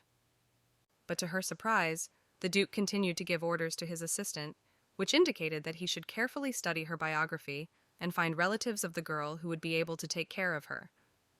The next time, when the Duke and his aide were driving after another meeting with a person who promised to revive his wife, Amon said with a doom that they had once again met a swindler. Cassis calmly answered that he did not even expect that finding the right person would be an easy task. Then His Highness asked the assistant what happened to this girl whom they met at the sorceress. Amon said that they managed to send the girl to respectable people who will take care of her upbringing. At the moment when the Duke remembered the look of the frightened girl, his daughter also came to his mind. Cassis asked the assistant if she always dines alone. Amon asked in surprise who the Duke was referring to. Then His Highness explained that he was talking about Valizia. Amon replied that the girl always ate alone and asked if the Duke would like to join her as he could have dinner together once they arrived at the estate. But the Duke rudely replied that Amon is not getting into his business and that Vivian is now in the first place for him. Then the assistant bowed his head and said that he understood everything. Although Amon noted in his mind that the young lady would be happy for such an opportunity, the Duke thought and said that if they had time, they would still stop by the family castle for a few hours. Events in Valizia's life were also radically different from her past life. The secret gathering of animals, which she invented to get away from Lisa, was gaining more and more momentum and new members. The maids circled around Valizia, trying to please her. As soon as she said she wanted a snack, everyone rushed to the kitchen for treats. And the girl thought about the fact that she was loved too much. Valizia considered that she should have looked closely at these maids in her past life. Then I thought how my father would react to such care. Unexpected, Valizia heard his voice. The Duke asked the girl what she was doing here and why she was alone. And Valizia looked at him and thought that she was dreaming because he had never paid attention to her before today. The Duke offered to eat together, and the girl said that they should wait for Lisa. But the Duke replied that he would deal with the maid, who left his daughter alone a little later.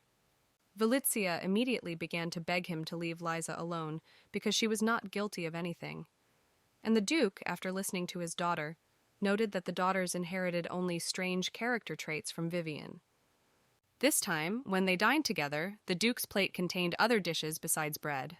The girl was happy that her father could finally eat normally and she would fulfill the assignment from the secret letter. Valicia recalled the story of the main character when she was in the spirit world, who said that she managed to change her fate when she befriended a thief before the main events began to unfold. Therefore, the girl wondered whether she should also use this advice. On the one hand, the angel was saying that she was a secondary character and had to stick to the plot, and on the other hand, the demon was whispering that this was her chance. Valicia hesitated, pondering what decision to make, and still decided to get closer to her father first, if she still wanted to receive another letter from her assistant. Therefore, the girl decided to somehow influence this plot in order to prevent the tragic end of both her father and her own, because not taking advantage of such a chance would be simply stupid. The girl turned to her father and said that in her opinion today's steak was simply amazing, because she had never tried anything tastier, and asked the Duke what he thought about it.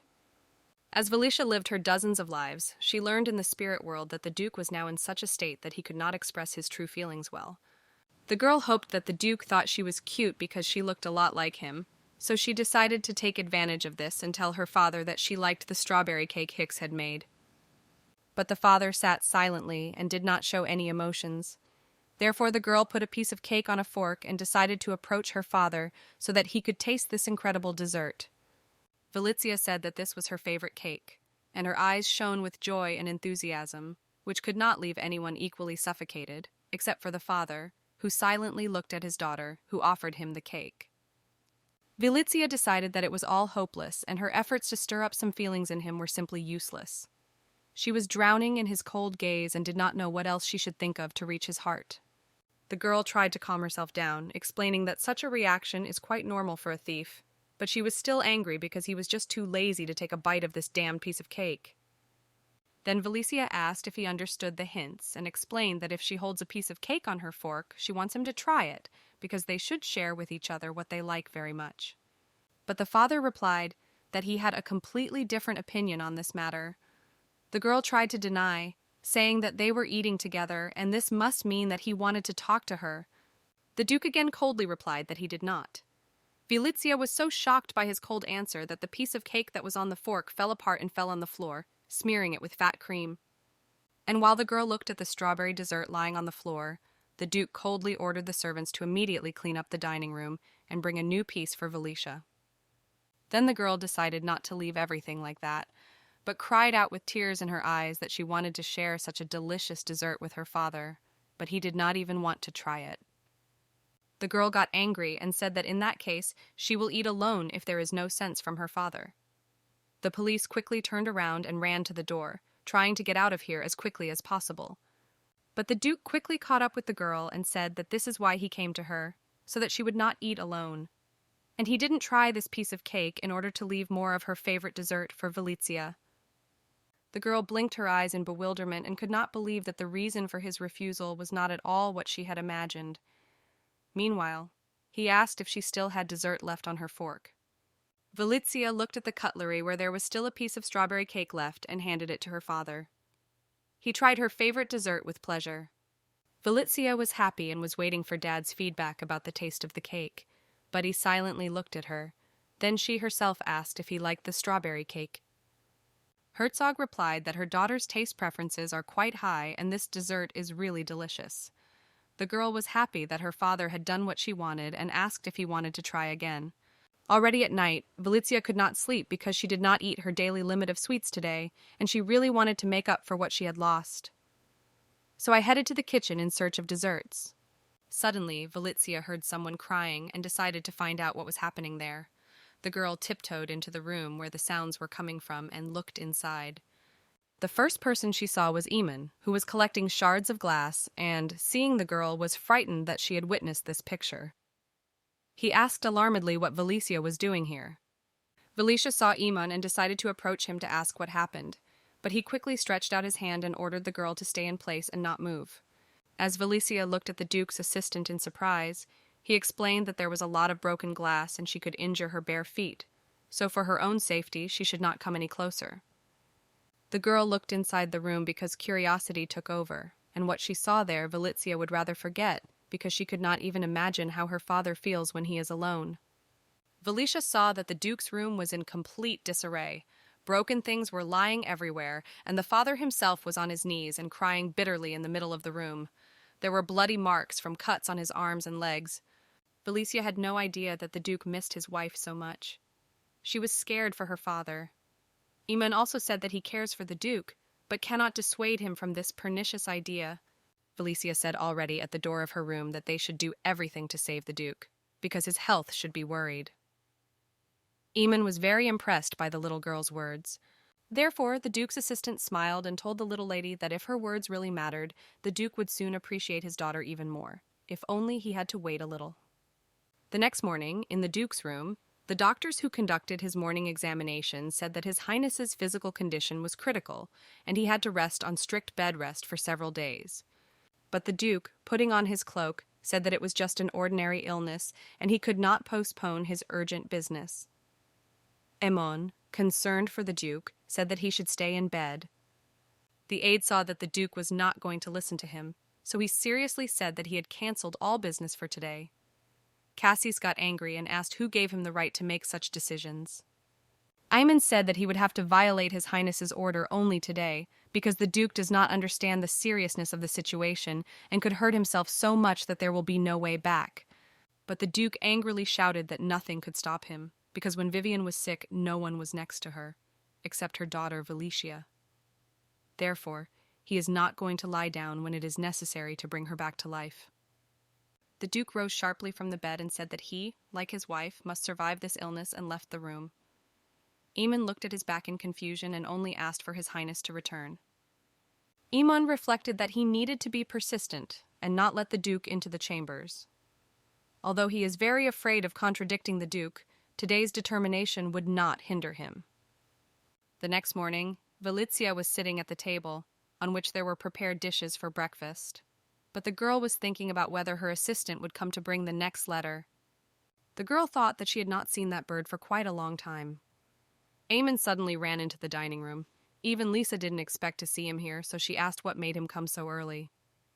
Amon immediately exclaimed that he was glad to see the little lady here. Valicia decided to teach him not to call her that, so she asked him what was wrong with calling him a kid. The maids began to giggle when they heard the girl call the Duke's assistant. But the doctor ran after Amon to the dining room, who, turning to Valicia, asked her to help stop His Highness. The doctor reported that His Highness had completely lost his mind. The maid, hearing such expressions, told the man to watch his tongue and not speak against His Highness. Amon intervened in the conversation, who said that the Duke is now extremely ill, and if he leaves the estate in such a state, his health will be in mortal danger. Valicia began to think about this opportunity and hesitated whether she should try to stop the Duke and thereby influence the plot. She decided that it was theoretically possible. While the men escorted the little lady to catch up with the Duke, she decided that she was first and foremost His Highness's daughter, and second only to a secondary character. Cassis was already reaching the carriage, and the servants were escorting their master on another journey. Suddenly he heard a child's voice calling him father. The Duke turned and saw Valicia. Next to the girl stood Amon, to whom the Duke immediately turned and shouted that he had ordered him not to bring the girl here. But Amon answered in confusion that everyone was concerned about the Duke's health. The Duke immediately rushed to his assistant with complaints and shouted at him, asking since when it was his duty to worry about the Duke's health, and even more so to decide what to do with him. Valicia intervened in the conversation, who decided to stand up for Amon. Therefore, in a gentle voice, the girl asked if her father was going to leave somewhere. The Duke, looking at the girl, said yes. Then Valicia asked where exactly the Duke was going, and he, turning his head away, simply remained silent. The girl decided not to insist on an answer, but simply smiled and wished him a good trip. After listening to Valicia, Amon tried to remind her why he brought her here. That girl, covering the Duke with her small back, shouted to everyone present not to talk to Dad as if he were a stranger. Valicia shouted that her father had not lost his mind, and if he had to leave on business, then they should accept it. The Duke listened with open eyes to the words of the little girl who defended him in front of everyone. The girl also added that her father is simply sad because he lost his wife so unexpectedly and cannot come to terms with this loss. Her words, like thunder in the clear sky, echoed in the courtyard of the estate. Valicia gently took her father's hand and said that everything was fine and that she understood him. But only he should promise to eat well during his absence in order to at least somehow maintain his health. The Duke remembered the last words of Vivian, who had said that she loved him and suddenly disappeared after that. He never found out the real reason for her disappearance. And then Valicia appeared in his life. It was a cunning, in the Duke's opinion, a girl who somehow reminded him of himself. The girl had the same black hair as him and the same big violet eyes. The girl in all her actions and actions reminded him of Vivian, who also worried about the Duke more than anyone else. And at that moment, when the girl stroked his cheek, he realized what a fool he had been before. After all, it was not only the Duke who lost Vivian, but also this girl was left completely alone, having lost her mother, and her father does not pay her due attention. And this made the Duke ashamed. Looking into his daughter's eyes, the Duke replied that in that case he could postpone his trip for a few days and spend that time with Valicia. The girl blinked in surprise. The Duke said that he needed a good meal at this time and hoped that Valicia would organize a campaign for him. Then he asked if they would have strawberry shortcake for dessert today. The assistant's eyes almost popped out from surprise, and Lisa, opening her mouth, listened to His Highness's words. Meanwhile, the Duke suggested that the girl go immediately and have a little snack. Valicia happily agreed to taste an incredibly delicious dessert from the chef. The Duke promised that this time he would not miss a single piece of this culinary masterpiece. During another examination of the little lady, the doctor asked her to open her mouth wide to see if Valicia is currently healthy.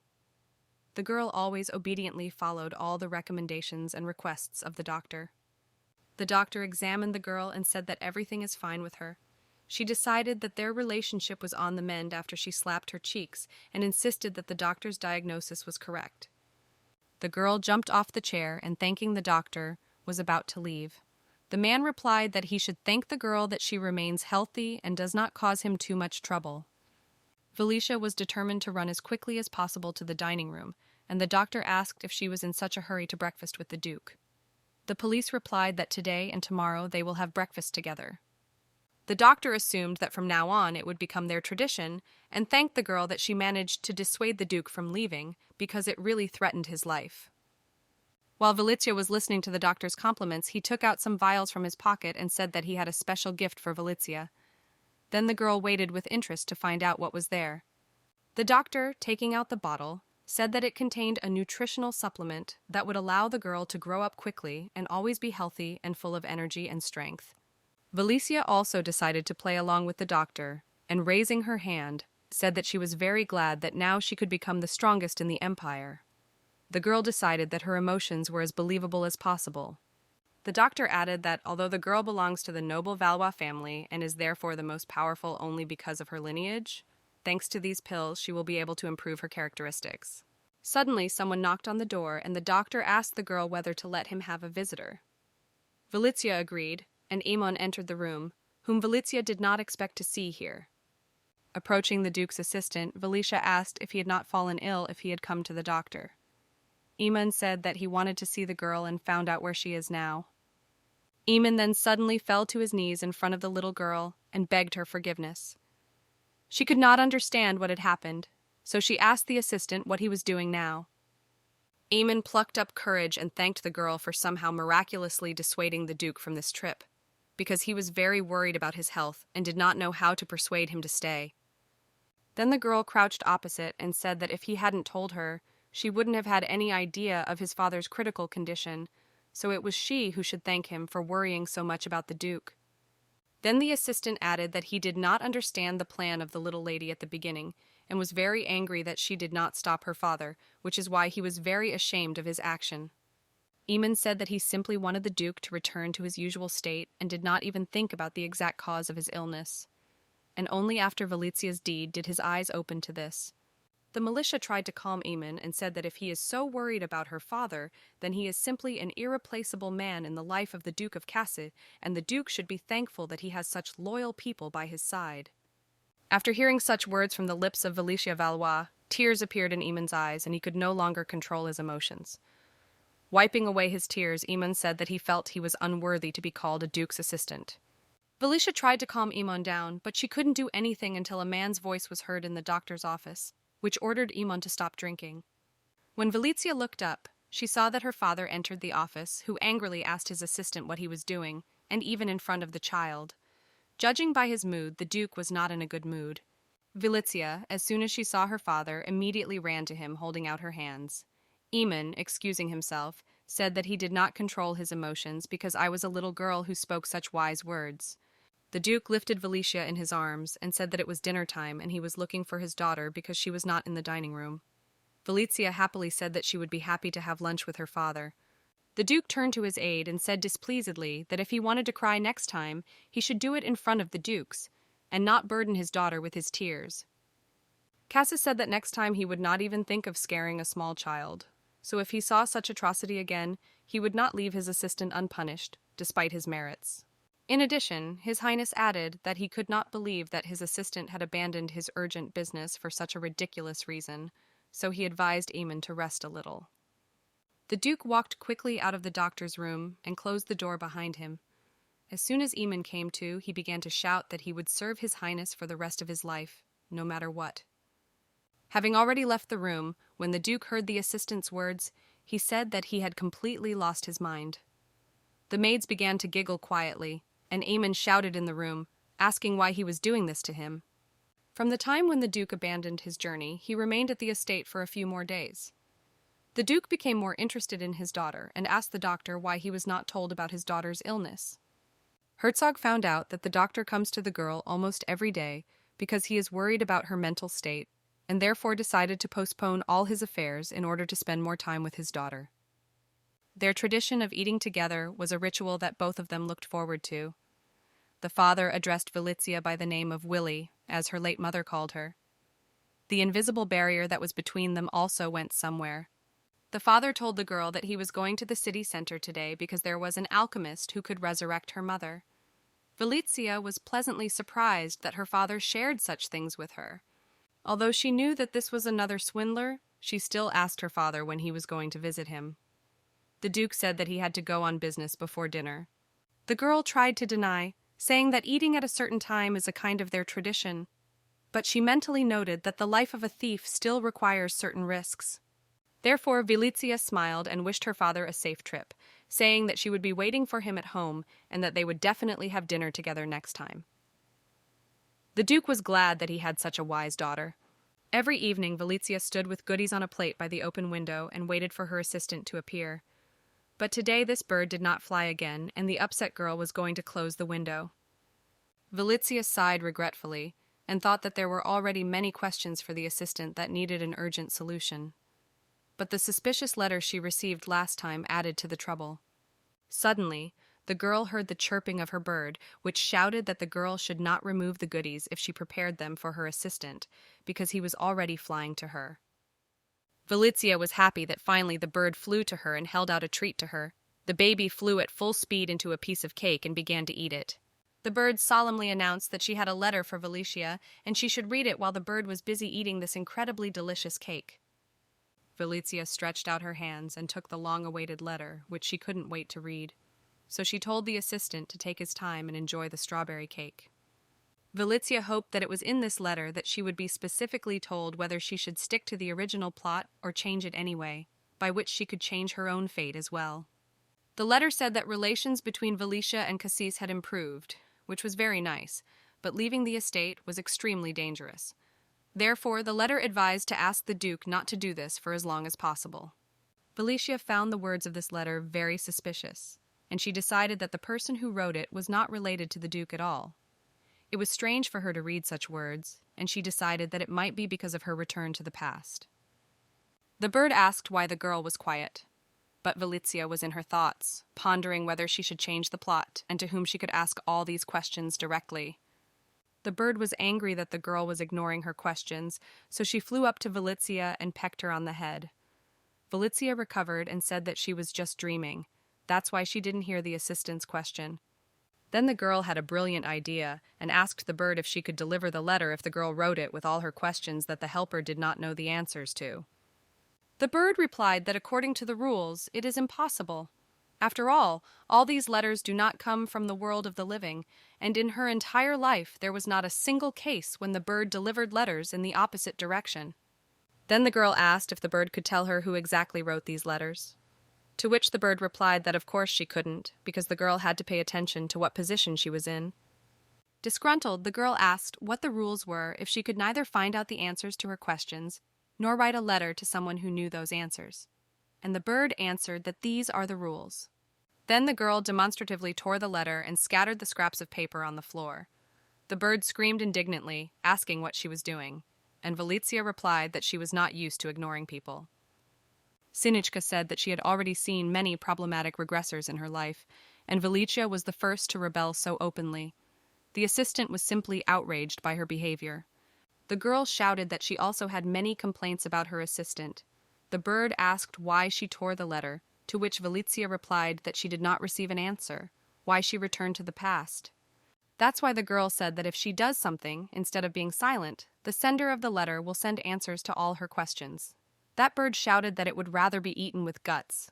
The girl angrily shouted that she had already lived her life as the daughter of a thief for the 100th time, and they don't even know why she got such a punishment. But living like this is simply unbearable. Valizia shouted that she has no idea when it will all end. The bird has no idea how hard it is to live when you have to do what you are told. The bird exclaimed that there is nothing wrong with this, because she also lives such a life and follows someone's orders. The tit flew out of the open window and hurried to dissolve in the darkness. The girl constantly had to be strong, because the thief's daughter constantly met with an eternal curse and displeasure from the people whom the thief offended. But being strong was extremely difficult, and the girl wanted to live as her heart told her, and not as she was forced to. She wept as she gathered the scraps of that cursed letter. Then the girl shouted that if there is no helper from the bird, then let the bird pay for the cake, because in life you must not only take, but also give, and even such a dumb-headed bird as a tit should know this. The girl did not have time to finish her sentence when she heard her father's voice calling her by name. She turned around in fright and saw that the Duke had entered the room, having witnessed her fiery tirade. Already in his office, the disgruntled Duke reprimanded the maid, reminding her that her duty was to protect and look after her daughter, not to teach her swear words. Lisa didn't understand anything and asked what he meant, but the Duke exclaimed indignantly that she had allowed herself to speak obscene words in the presence of his daughter when she was watching over her.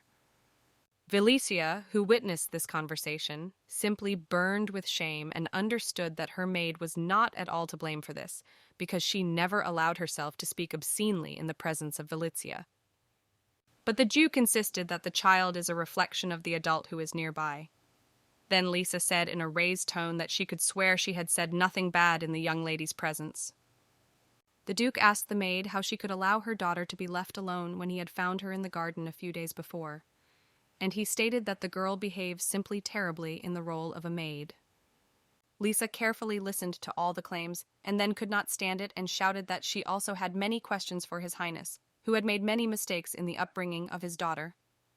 Lisa admitted that as a human being she could also make mistakes, but as a servant she always tried to stay close to the young lady and maybe only left for a few minutes. Then the maid reminded her that the girl also waits for her father while he drinks alcohol every night, and forgets that he has a young daughter who needs his attention. The Duke did not expect such a bold statement from the maid, so he got angry not for fun. Valicia understood that it smelled fried and ran to save her Liza. The police shouted for them to stop both immediately, but suddenly she felt that Amon, who was nearby, grabbed her. He advised the little lady not to interfere in this dispute. The Duke shouted indignantly whether she understood who she was talking to and what exactly she was allowing herself to say to His Highness. But the maid had nothing to lose, and she decided to reach the Duke once and for all. Therefore, Lisa said that the Duke himself said that a child is a reflection of an adult, and reminded him that it is because of his behavior that it hurts her to see what his daughter really feels. The maid added that his behavior, which Valicia must emulate, clearly had a bad effect on the girl. At that moment it dawned on Duke Cassis that, in fact, he, as a father, was completely useless. On this day, the Duke of Valois was defeated by the maid, who decided to protect the young lady to the last. Then he realized that he is the worst father there is in this world. The Duke sat down at the table and, covering his head with his hands, began to punish himself for not giving his daughter the attention she deserved. Valicia could not bear to watch this, so she broke free from the hands of the Duke's assistant. Lisa saw that she bent the stick and asked the Duke for forgiveness. Meanwhile, Valicia ran up to them and asked them to stop the quarrel, because both her maid and her father are equally dear to her. The girl turned to the maid and said that her Lisa is beautiful in everything, but this does not mean that she should stop becoming better. And the surprised maid smiled sweetly. Then Valicia told her father that he also does everything possible for her and even eats with her 3 times a day. But this saddened the Duke even more, who admitted that they had nothing in common except a common meal. But the girl tried to correct the situation and explain how dear he is to her. Suddenly there was a knock at the door, and everyone, forgetting about the argument, looked at the door, waiting to see who had come. Duke Cassis's chief knight came to the door and announced that he had urgent news for His Highness. The Duke ordered to speak at once, for he could see that the knight was greatly troubled. The knight reported that the matter concerned the Viscount, who was locked in a dungeon. The Duke immediately jumped to his feet and said that they had to go there urgently. Taking his daughter in his arms and hugging her to him, the Duke resolutely headed for the secret dungeon, where they imprisoned the Viscount, in whose estate he found his wife dead. The girl was sitting on her father's arms and could not believe that he had taken her with him. After all, only a father-thief could afford to bring his daughter to such a terrible place. Valicia thought that because the Duke had been accused of being the worst dad ever, he decided to drag her with him even to such terrible places. The Duke covered Valicia's eyes so that she would not see this horror. On the way, the knight said that he must have gone completely mad because he hit a little boy. When they reached the imprisoned Viscount, he said that spending 4 months behind bars was simply unbearable. The Viscount shouted that he would soon lose his sanity, and the knights whispered in the Duke's ears that the confined space made the man look like a wild animal. Through her father's fingers, the girl noticed that a beaten boy with blonde hair was lying in the cell. She recognized that it was Cian. The boy was barely alive and shuddering in convulsions. The Duke angrily asked the guards how the boy could get into the Viscount's cell. They, bowing their heads guiltily, explained that they must not have noticed that the boy was also thrown behind bars when they tried to tame the Viscount. The knights bowed their heads and admitted their guilt, saying that they were very ashamed that they had made such a regrettable mistake, because they only noticed it when they found the boy half alive. The Duke angrily asked the knights if they were as careless about their lives as they were about the life of this boy. They trembled with fear, waiting for Cassis's punishment. Meanwhile, Valicia pointed to Cian and asked her father to give him proper medical care, because this guy is innocent of anything, and he is almost the same age as the girl herself. Valicia added that she likes a father who treats children. And the Duke immediately shouted for Delton to bring the court physician here so that he could immediately examine the boy. Valicia was very concerned about the fate of Cian, because she felt a kind of kinship with him. She knew exactly what he felt on his own skin when he was at the Viscount's estate. The Duke was suddenly approached by one of the knights who informed him that the Viscount was becoming more and more unruly and asked if they should begin the proper preparations. Hearing of the preparations, the Viscount asked with hope in his voice whether these preparations would apply to his release. But seeing the mood of the Duke and his knights, he understood that something completely opposite was hidden here. The knights informed the Duke that if it was too much trouble for him, they would take care of everything themselves. The Duke looked at his daughter and called to her. A kind of animalistic smile appeared on the Duke's face, and he, showing his little finger to his daughter, asked if they would start with the little finger, as she had suggested the day he found her. The Duke's assistant approached the little lady and held out her hand, offering to leave here, because he was very concerned about the psyche of the child, who could witness terrible torture. Valicia understood that if she agreed to Amon's proposal, the Duke would kill the Viscount immediately, and everything would be like in the past life. Therefore, pushing aside the assistant's hand, she walked towards her father. The girl called her father and pulled him by the cloak. When the Duke turned and looked into her eyes, she made a final decision, not to repeat what happened in her past life. The Duke leaned over to the girl and asked what had happened. She looked into his eyes and collected her thoughts, thinking about what exactly she should say to her father so that he would listen to her. The knights watched Valicia and thought that after all she was quite merciful, even though she was only 5 years old, and yet they hoped that she would persuade the Duke to kill the Viscount without torture. But Valicia unexpectedly asked her father what would happen to the Viscount's fortune after his death. The Duke asked in surprise what exactly the girl meant, because he did not expect such a question from his daughter. The chief financier of the Valois family came to the rescue, who informed that in the event of the Viscount's death, all his fortunes would pass to the Valois family. And then the girl asked how she could get paid for her work. This question completely knocked the ground out from under the Duke's feet, and he looked at his daughter, waiting for her explanation. Valicia smiled and asked her father to deduct her wages from the Viscount's fortune. She worried that she should accumulate enough capital to escape from this estate. The girl said that during her stay in the Viscount's house, she did all the hard work. She washed the floors, took out the garbage, ironed the clothes, and this is not a complete list of her work. Hearing the torture his daughter went through in the Viscount's house, the Duke was so angry that he was ready to kill the scoundrel immediately. Cassis asked how much wealth the Viscount's family had. Amon said that first of all, it is a granary in the south that connects the central lands and the free country, in which there is a guild of double axes, which is essentially a country of slave traders. The Duke looked at his daughter and asked if that would be enough. She asked what exactly he meant. The Duke explained whether she would receive sufficient payment for her work, and ordered that all assets be transferred to her account. The Viscount shouted that he did not accept that his guild should end up in other hands, because he had invested his whole life in it and had considerable profits from the slave trade. It was the last day Valicia saw him alive. A month later, all the fortunes of the Viscount's family were marked with flags with the image of a black panther, the symbol of the Valois family, which was a veiled message about the death of the Vicount. At the time, Viscountess Ilian was in another secret estate trying to put their affairs in order and angrily demanded the servants to bring their slave book, which they could not find anywhere. The woman recalled their first meeting with Duchess Vivian, when she also tried to draw his attention to the fact that this woman must be of an aristocratic family, and the Viscount had his way. Now the Viscountess was worried that her husband's other crimes, namely gambling and the illegal slave trade, could be exposed. And in this case, it will be difficult to avoid the death penalty. The Viscountess hurried as much as she could, because she foresaw that very soon the knights of Valois might attack them, so she tried to save the remains of her wealth and hastily carried them into the carriage. The woman was in such a hurry that she did not notice how she bumped into a young man in a black cloak. It was so unexpected that the woman screamed and stepped back. In a raised tone, the man asked the frightened Viscountess if she had already packed the documents confirming the right to own a slave named Cian into the carriage. The bewildered woman was so frightened that she could not answer anything, and only looked at the young man with horror. He repeated his question once more, and she whispered that she now had the document. Then the man forcibly snatched this document from her, and turning around quickly disappeared from sight. The Viscountess scowled and said that the man would regret stealing the time bomb. The men discussed the latest world events. One of them said that the execution of Viscount Ilion did not cause much surprise among anyone because he treated the wife of the Duke of Valois terribly.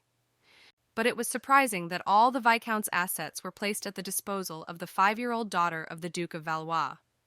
But no one had the heart to argue with the strongest of the 4 families of the empire. The men discussed that this was a rather reckless decision and should not be taken hastily. They thought it was just crazy to take such a step right now.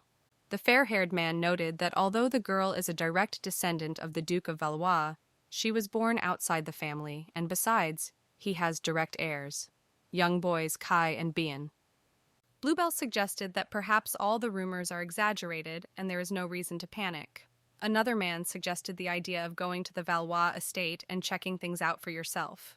But they could not find a man who would dare to enter the den of a Black Panther of his own free will, because everyone was afraid to take such a risk, worrying about his own life.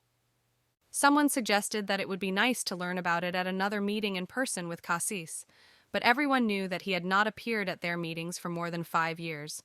Hertz Bluebell was simply talking about the fact that everyone was worried about all the men present at the meeting, worried about the Valois family, and no one was paying attention to the Bluebell family. Therefore, the man could not stand it and slammed his fist on the table. At such an unexpected sound, all the men looked in the direction of Duke Bluebell in surprise and waited for an explanation from him. Duke Bluebell, full of determination, stood up and said that he would personally go to the estate of the Duke of Valois and see with his own eyes how his relatives were doing. Meanwhile, the young man who had torn the document with the right to own the slave Cian from the Viscountess reported to some mysterious woman that this boy was the direct heir. The young man held out a document that confirmed his words, and the woman, having thoroughly read the contents, asked to keep the document with her for the time being, because it would be inconvenient for her to keep it at home. The woman then asked if he had any more news, and the man said that other families consider the little girl who appeared in the Valois family as the reason for the appearance of another chance for the Duke. The man offered to deal with the girl, and the woman, smiling of course, said that they would wait for a while, because she wanted to see the skills of the child she had deliberately sent to the duchy. During the walk, Valicia asked Amon if he knew anything about Cian. Amon said that the boy came to his senses and is now undergoing a rehabilitation course, although he is already feeling much better. Valicia was happy to hear such good news about her first friend, and mentally noted that she could not leave the boy with whom she had become friends for the first time in her life. She was distracted from her thoughts by the maid Lisa, who happily ran for a walk and invited the girl to start their game. Valicia joyfully shouted that she was ready and invited Liza to proceed immediately. The maid started throwing bills, and the girl happily caught them and was happy to see how much money was around her. Amon noted that he did not expect any other behavior from the descendant of Valois. Then Amon ventured to say that he had not expected the girl to be so irresponsible in throwing away money. But Valicia looked at the man in such a way that he changed his mind. Today was a historic day in Valicia's life because the first monthly payment in her new life arrived. The girl has never been so happy. The police thought that these bills were only a tenth of her monthly payments of 1,000 gold, and the relationship with her father is developing exactly as the girl wanted. Valicia dreamed of accumulating capital and escaping, but then she wondered if her father would be able to survive if she dared to take such a step. She hoped that soon he would not be so obsessed with his mother's resurrection. Valicia wanted very much for their family to live together, and wondered if it was possible to cheat fate to make this dream come true. Liza turned to the girl, and Valicia came back from her thoughts. Lisa shyly asked Her Highness whether she liked more the plush toy she gave her or the money. The girl hesitated whether she would offend the maid with a truthful answer. But then she still decided it was better to tell the truth, and told Liza that she liked money more. Of course, the maid wanted to hear another answer, but smiled and praised Valizia for her sincerity. Then Amon approached the girl and asked what she liked more, Amon or money. Without thinking for a moment, Valizia quickly answered that, of course, money, so that he would not entertain himself with vain hopes. Then the girl heard a man's voice, who asked what she loved more, money or her father. Valizia turned and saw Duke Cassis beside her, who had asked her this question. The girl was confused and blinked her eyes, without giving an answer to her father. Then the Duke leaned closer and told her to answer immediately that she would choose, him or the money. Valizia pulled her little hands to her father and said that of course you will choose your father. She noted in her mind that this was exactly the answer her father wanted to hear from her. But the father gently touched her nose and said that this was not the right answer. And when the girl asked why, the Duke explained that her father and money should be by her side in life. Valizia timidly went to the meeting, where the first Valizia and the second Valizia were already waiting for her, who remarked to her that although her role was more important, it was not tactful to be late for the meeting. This was the place where Valizia came to in his dreams. Every time he had a delicious meal for the night from the chef. And that's why the girl was already familiar with these Valizias.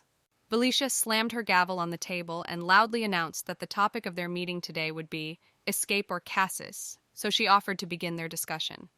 Valizia said that everyone knows that opinions on this matter are divided, so she suggested that she listen to both sides and decide what she should ultimately do in the future. The first Valizia immediately raised her hand and offered to run away. She justified her idea by the fact that they are professional secondary characters and should not interfere in the lives of the main characters. But the second Valizia was categorically against such an opinion. Then the first in her defense said that they were born for a reason and something is definitely not going according to plan with their sudden regression. The second Valizia objected in a raised tone, saying that if something was wrong with their regression, then in the spiritual world they would definitely notice it and send someone to help them. The first Valizia was indignant at such a remark, and such an argument arose between them that Valizia had to shout at them to calm down and take their seats. Then Valizia thought that the best way would be for the entire Valois family to escape from here and somehow manage to avoid execution. But for this, it was necessary to change the original plot. But Valizia was troubled by the fact that from her very birth in this life, she was immediately given the role of a professional secondary character, and there was nothing she could do about it. When Valizia told about it, the first Valizia replied that it was just a brilliant option and they could try to implement it, to which the friend objected and said that they could come up with something else. Therefore, the second Valizia slammed her fist on the table and shouted that the first Valizia had given up very easily, thinking that nothing would come of it, although in the 5 months of their existence they had no punishment. Friend Valizia also reminded that they have a personal assistant who brings letters, and therefore it is a real gift from fate, which would be a great stupidity to ignore. The police listened as the first said that maybe it was just spam. Then the second Valizia proved that God is never wrong, and their return to the past is definitely a gift for their 100th life. Valizia said that this makes sense, because the very fact that a secondary character has returned to the past is enough evidence and a great chance to change the original plot. But immediately after that, there was no connection with the spiritual world. This meant that there might be some problems in the spiritual world, and the only clue was a letter from that dumb-headed bird. The police hesitated because it was quite difficult. Then her friend Valizia asked her to think carefully about whether she could really run away at 16. The police hesitated and said that it must be so. Friend Valizia asked what would happen to her maid Lisa, whom she was going to leave. Here the girl got confused and said that most likely, take her with you. But friend Valizia did not calm down at all and began to enumerate, asking what would happen to Amon, to whom she was so attached, to Hicks, whose baking she loved so much, and asked if she was ready to leave them all. Just thinking about it brought tears to Valizia's eyes, and she no longer knew whether she had made the right decision to run away from this estate. Friend Valizia said that if the girl leaves them, it will be forever. Friend Valizia asked if she was ready to see her father executed again. The police shouted that no. Then the friend Valizia said that in such a case they, as daughters of a thief, should protect him. The first Valizia fully agreed and supported the idea of the second Valizia. Then Valicia said that they must protect their father at any cost and thereby change history for the better. The first Valicia offered to make their father better for his daughter, and for this they should be beautiful, sweet, and perfect daughters, so that the father would be proud of them. The second Valicia doubted, saying that she had little faith that they would succeed. The first Valicia, supporting her, said that she was also not sure about this, and suggested that it would be better to descend from heaven to earth. Valicia knew that by this time the Empress, who possessed divine power, should have already gone to the Tundra Islands, because in her past life it had happened at this time. It was there that their father Cassis was to meet her and be reborn as a real thief. Therefore, everyone agreed that they must at all costs prevent him from going there. The first and second Valicia looked at the girl and asked how exactly they should stop him. Valicia herself did not know the answer to this question, so she answered that a full stop should also interfere. She said that as soon as Dad goes to the Tundra Islands and meets the Empress Acilius, then his whole life will again be on the same path as last time, and there will be no turning back. For a long time, the police could not figure out how to proceed, so they could not come to a consensus and make a final decision. They argued for a long time and proved how best to act. Valicia slept restlessly and constantly remembered her father in her dreams. At this time, His Highness and his assistant entered her bedroom. Amon noted that His Highness probably comes to his daughter in a dream. The police were constantly waving their hands and talking about some gathering. The father smiled sweetly, noting that his daughter is just as bubbly even in her sleep, and adjusted her blanket. The first knight of their guild asked if it would be good if the Duke left without saying goodbye to his daughter, and Cassis replied that there was nothing he could do, as he did not want to wake the sleeping child. His Highness patted the girl on the cheek and said quietly that they would not see each other for about 3 weeks, so she should behave herself. Valicia quietly snored in her sleep, constantly remembering the word Dad. But then suddenly the girl, as if realizing who was caressing her, grabbed his hand and did not let go for a long time. The father's heart was breaking. He really didn't want to leave his daughter alone. Then Cassis asked if it was possible for them to take Valicia with them on the journey, because she had so firmly grasped his hand. But the knight noted that it is unlikely, because the Tundra Islands have a harsh climate and constant snow. Finally, His Highness released his hand from his daughter's embrace and turned to his assistant Amon, saying that he would be absent for about 3 weeks, maybe a little longer. As he was leaving the door, Cassis turned and ordered Amon that nothing should happen to his daughter during his absence, because he would be personally responsible for it. Amon bowed and said he would do as His Highness commanded, wishing him a safe journey. The Emperor opened the door and resolutely set out to meet new adventures. The very next morning, Valicia woke up very early and smiled. Her mood was simply gorgeous today because she finally knew how to act today, because she had been dealing with this issue all night at the meeting. Before Valicia had time to look around, the maid entered the room and asked why the little lady got up so early today. Valicia threw herself into her arms, glad that now she would quickly pack up and go to breakfast. The girl said that Lisa is now her family, and she has to protect her too. Liza did not believe what she heard, so she pushed Valicia aside and asked her what she had just recently said about her family.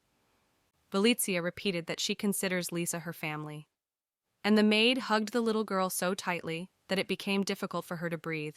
The maid was happy that someone finally appreciated her sincerity. A few minutes later, in a good mood, Valicia was walking with a bouquet of yellow roses, greeting all the servants who happened to be on the way. The servant was surprised by such a wonderful mood of the girl. When Daisy asked what kind of bouquet the girl was carrying with her to the dining room, Valicia explained that she picked these flowers especially for her father and wanted to please him in the morning with such beauty. Amon, who was always present at her breakfasts, questioned whether this bouquet was really for His Highness. The girl cheerfully answered yes. She noticed that the appearance of the Duke's assistant was, to put it mildly, not very good. The police inquired what had happened and asked if it was possible that he had not slept well or if he had fallen ill and should invite a doctor to examine him, but Amon hastened to assure that he was feeling quite well. Valicia kept her eyes on the Duke's assistant and noticed that the bruises under his eyes said the exact opposite. Then the girl thought that maybe something had happened that night that she did not know about. The girl saw that Amon was upset about something, so she sat on a chair and said that she didn't know what exactly happened, but everything would definitely be fine. Amon smiled and replied that it was the first time a 5-year-old child was giving him advice. Valicia stated in an important way that first of all she is a worthy descendant of the Valois family, and only then, just a child. Amon bowed and said with a smile that, as always, Valicia was right. Valicia tried what was poured into her glass and was glad that it was freshly squeezed orange juice, which she loved very much.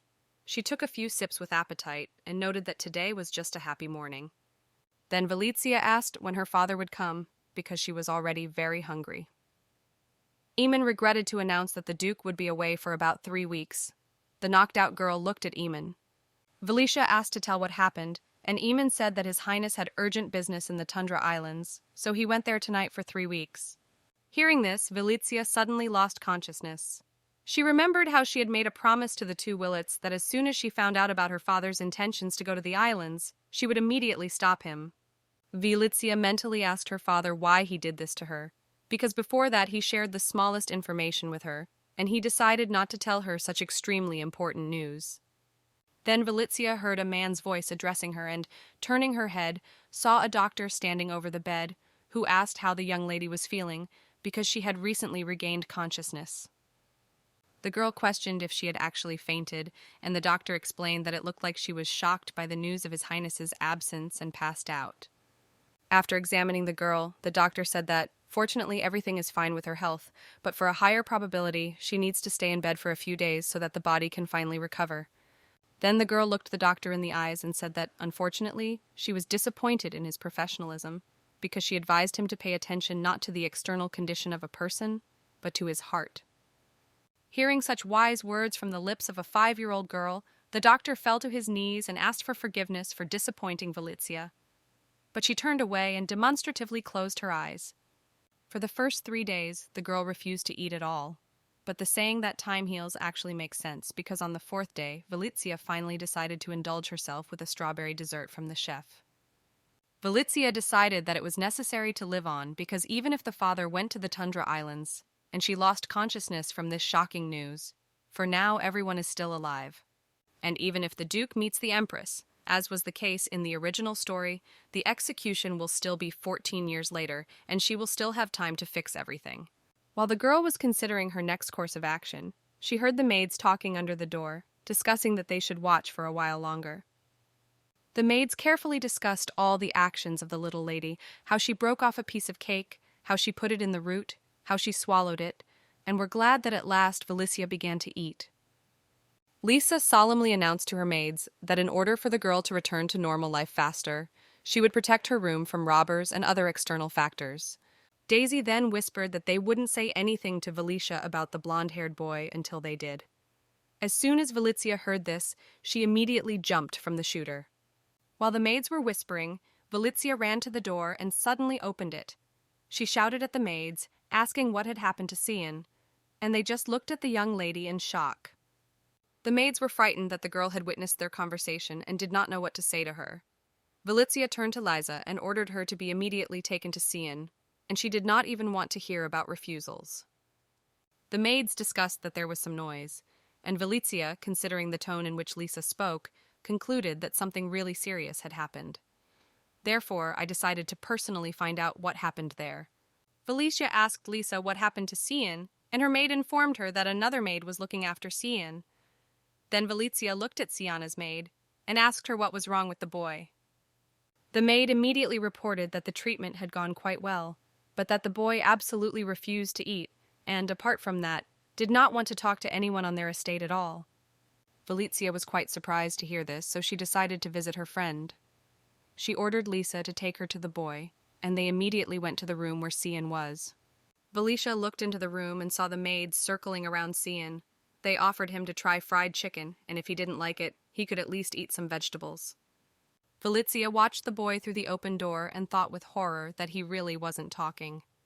The girl suggested that it might be because the boy is in an unknown place. The maids reasoned that at the young lady's order they should feed him, but the boy categorically refused to even taste the food. Then they decided to at least simply treat him. But while they were considering what to do next, one of the maids noticed Valicia peering into the room and turned to the young lady. The boy looked up and also, seeing the girl, called her Villy. The boy immediately recognized his friend and shouted her name louder. Felicia also shouted Cian's name and ran to meet him. The girl was incredibly glad that he recognized her.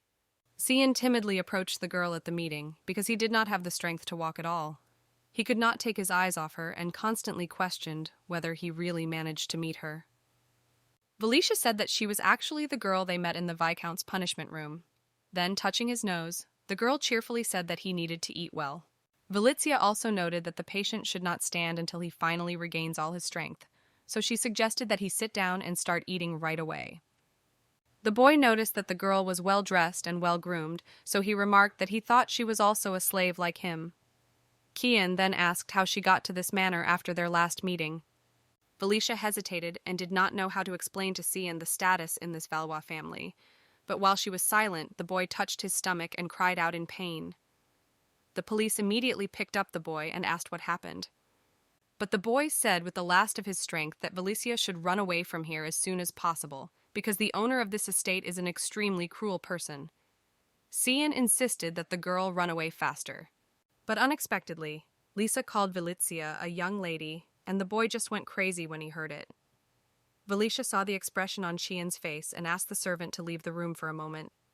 The boy questioned whether he had heard correctly that they addressed her as a young lady, for he had heard that the Duke's daughter lived in a separate estate. The police decided that there was no point in hiding the truth. The boy approached the girl in the shelter and asked her directly, "Is she really a young lady?" There was still a glimmer of hope in his eyes that his guesses would be wrong. That girl, looking into Siana's eyes, answered that she was the daughter of the owner of this estate and constantly asked her father about his condition. Cian's eyes suddenly became sad, and he looked down. The girl suggested, despite everything, to communicate informally, as if they had just met, and so that such a gulf in their origin is not felt between them. The police decided to touch Cian as if they were friends, but he went back. She saw that a high wall seemed to have grown between them, and there was even hatred in his eyes for the fact that she was Cassis's daughter. Valizia repeatedly encountered such attitudes towards herself in her past life. Then, everyone who tried to get close to her was warned that friendship with Valicia would not lead to anything good. All the aristocrats communicated with Valizia only for the sake of some benefit, and discussed the fact that there would never be true friendship between them, but only business relations, where everyone tried to take advantage of her status. The police called Lisa. As soon as the maid looked into the room, the girl asked to bring a steak prepared by a special chef, and Lisa immediately ran to fulfill the young lady's orders. After a few minutes, the maids laid a simply chic table in front of the boys and Valizia. The food was so flavorful and appetizing that Cian's stomach started grumbling. The police saw that the boy was eating all these goodies with his eyes, and she suggested that he eat something to start with before taking the medicine, so as not to take it on an empty stomach. But the boy immediately looked her in the eyes and said that he could not eat it because he had no money at all to pay for the food. Surprised, the girl asked if he was hungry. Cian replied that he was fine, and Valicia tactfully explained that he didn't have to pay for anything, and as soon as he is cured, he can go anywhere from this estate. Valicia reminded that Cian is neither a servant nor a slave in this house, so he can leave it whenever he wants, as soon as he gets the strength. But for this, you will have to eat regularly. The boy looked at the delicious steak and said that he was not used to such exquisite food, because it was very expensive, and he had eaten the most delicious thing in his life. It was freshly baked wheat bread. Valizia thought with sadness that this boy had almost never tasted anything tasty in his life, and offered him to try a piece of this juicy meat so that he would have something to compare it with. And when the boy did not agree again, Valizia decided to use the last method. She stood up and said loudly that she could not eat a steak, which even a slave did not want to try. Valizia added that she asked to cook her favorite steak, and if she threw it away, it would be equivalent to throwing away gold coins. Cian asked in surprise if that was true. Valizia replied that there is no need to doubt this, and suggested that he not throw gold coins into the garbage, but chew everything thoroughly. She resolutely placed the fork in his hand. But the boy, timidly holding the fork, looked at the girl and said that he was ashamed to admit, but he did not even know how to eat this steak because he had never tasted it. Valizia remarked that there was nothing wrong with that, and she would teach him to eat. And for this you need to cut off a small piece and enjoy it, chewing thoroughly. While they were talking, The boy caught himself thinking that he hadn't noticed how he had started to communicate with Valizia informally and said it out loud. The girl just smiled at that. Valizia replied that she likes to communicate like this much better than in a formal setting, because she feels with him like a friend whom she met a few months ago. And then the girl offered to conclude an agreement that when they were alone, he would communicate with her informally, so that both of them could feel free. A few days later, Valizia asked the maid if Cian was eating well. Lisa said that he never refused food after talking to Valicia. The maid also thought about it and said that the boy asked for a bun with chocolate, but she has no idea what he means. Valizia immediately remembered their first meeting when she shared a meal with him. Valicia caught herself thinking that maybe he had become somewhat addicted to the chocolate brownie now that she had shared it with him, and mentally asked if it was her fault. Valizia began to scold herself for this act, and then decided that if she had not shared the bun, then he could have died of hunger, because he looked very exhausted in the Viscount's room. Liza saw how worried Valicia was, and suggested that she go to Cian's room and look in on him. But the girl understood that Cian was very confused right now and needed time to think things over. Valicia thought it was very strange that she should be concerned about the feelings of others, and then she remembered Cian's reaction when he found out that the girl belonged to the famous aristocratic family of Valois. People usually bowed their heads as soon as they learned that Valicia belonged to a noble family, but Cian's expression only became more cruel as soon as he found out about it.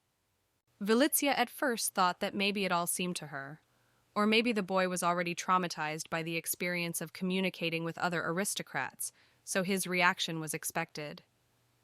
Valizia's attention was drawn by the pattering of raindrops on the glass on the window, and she turned her head. She was watching a thunderstorm, which was quite rare in their area. Suddenly, someone touched the girl from behind, and she screamed in terror.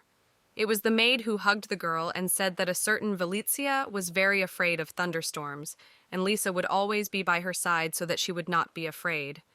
The maid took the girl in her arms and carried her to her room.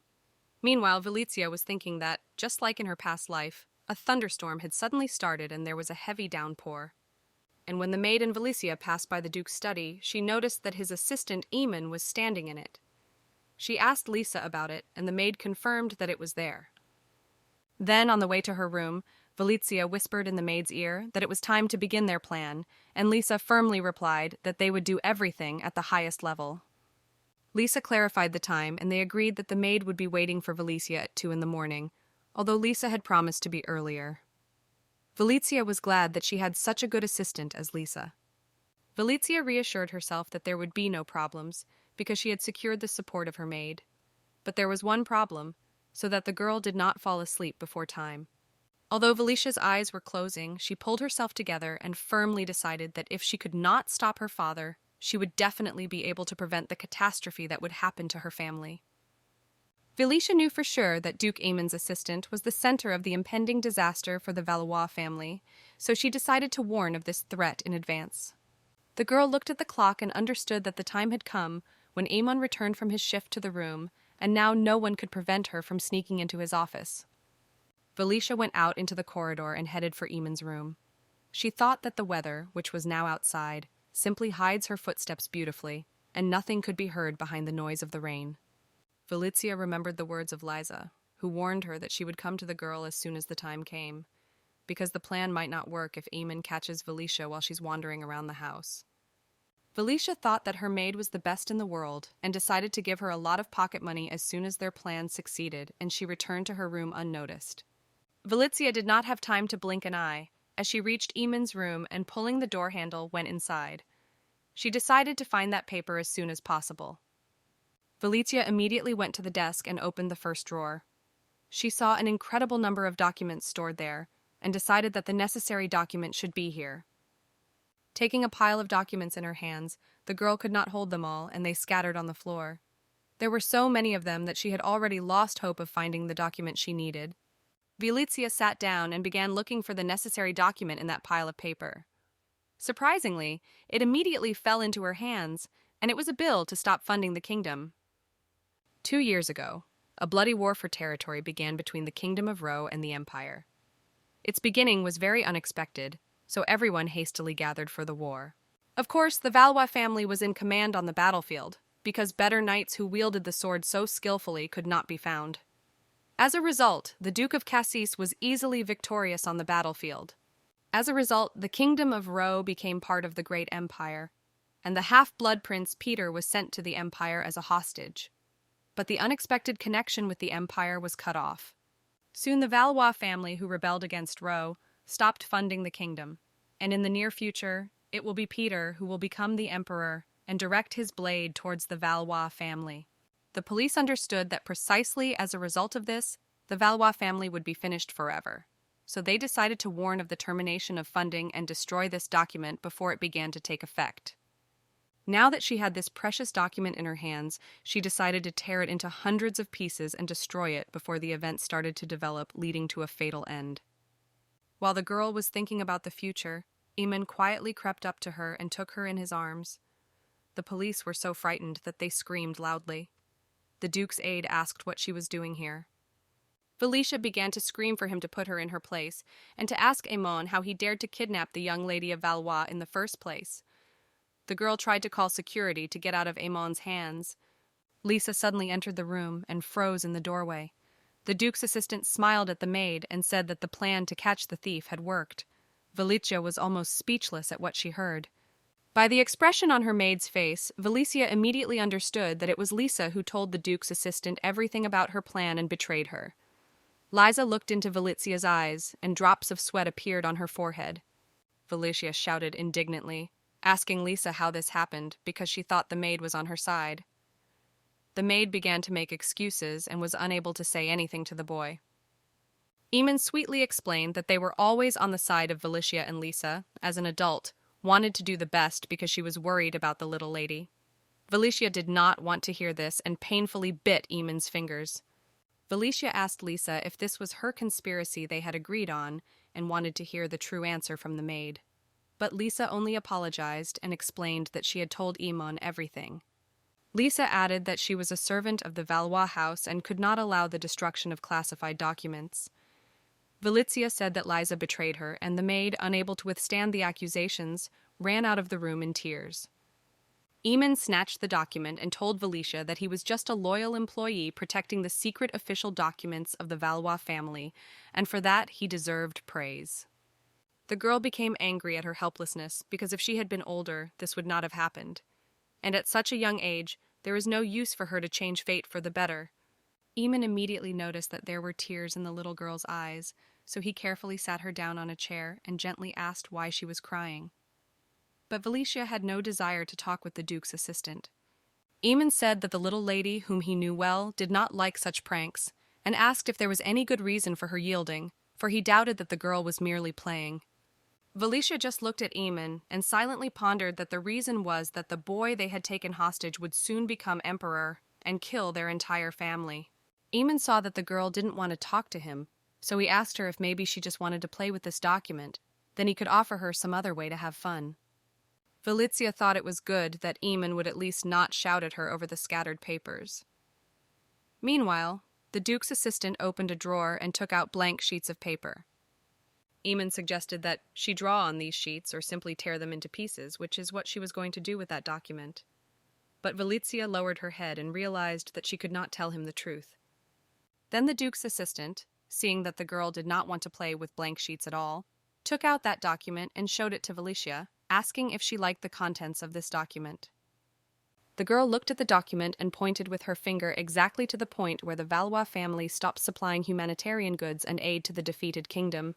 Then Amon, paying attention to what was written, asked the girl if she did not like the paper itself or the content of what was written on it, and the assistant read this document again. Felicia understood that Amon's surprise is absolutely normal because a 5-year-old child cannot understand such things, which is why he is surprised by this coincidence. Amon once again asked his question to Felicia, but Felicia only shouted loudly, asking what would change if she gave an answer, because he still wouldn't believe her. The girl shouted that the meetings will still be held strictly according to the schedule, and she just wanted to tear this paper to warn them. Amon said she could join the gathering as a direct descendant of the Valois family and speak her mind. Then everyone finds out that the Valois family is against it. But then Amon added that if she did speak her mind at the meeting, everyone would ask why the Valois family should continue to fund this kingdom. Amon's questions were well-founded and logical.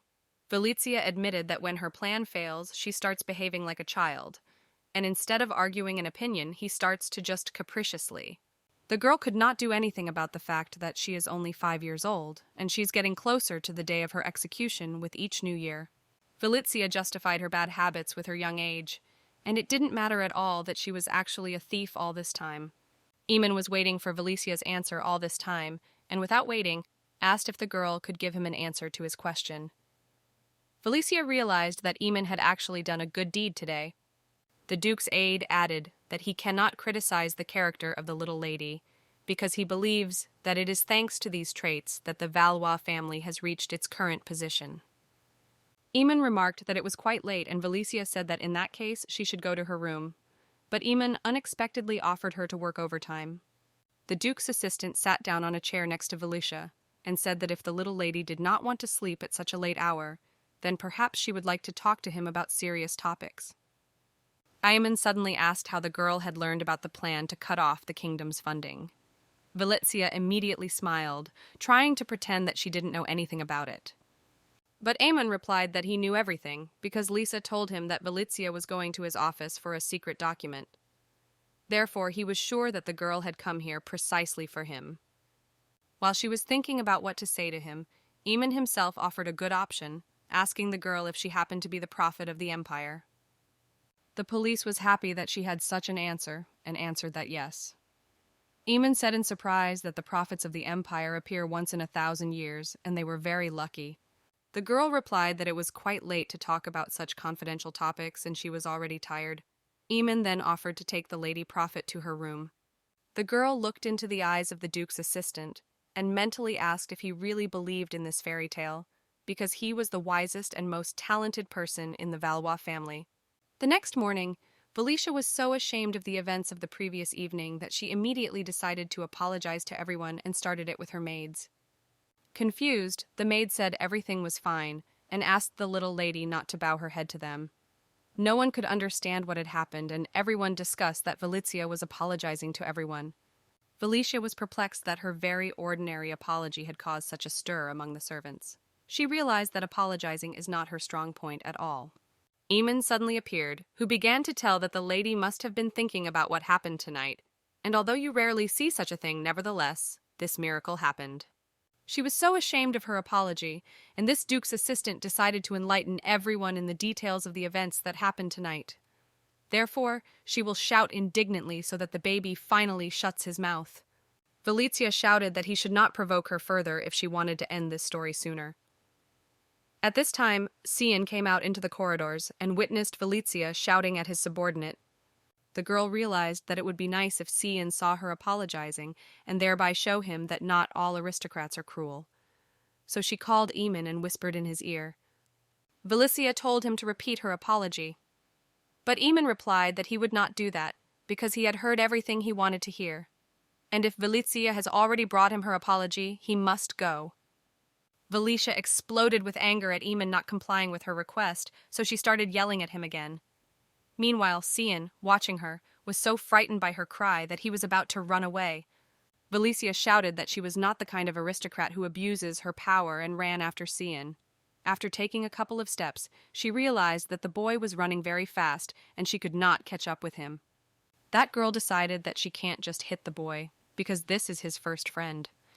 Therefore, she decided to throw off the uncomfortable shoes and still try to catch up with Cian. Barefoot, the girl rushed after the boy and running past the shocked maids heard them whispering, asking why it was catching up with the slave. The knights asked if they could bring this boy to the lady. But Valizia shouted on the way that it was none of their business and she would deal with it herself. The girl ran on and asked Cian to stop and discuss this misunderstanding. When the guy was only a few centimeters away, she asked him to do one important thing for her and stop. As soon as Cian obeyed, Valicia immediately grabbed his arm and said that she had caught him. But the socks turned out to be too slippery, and as soon as she grabbed Cian's hand, she lost her coordination and began to fall.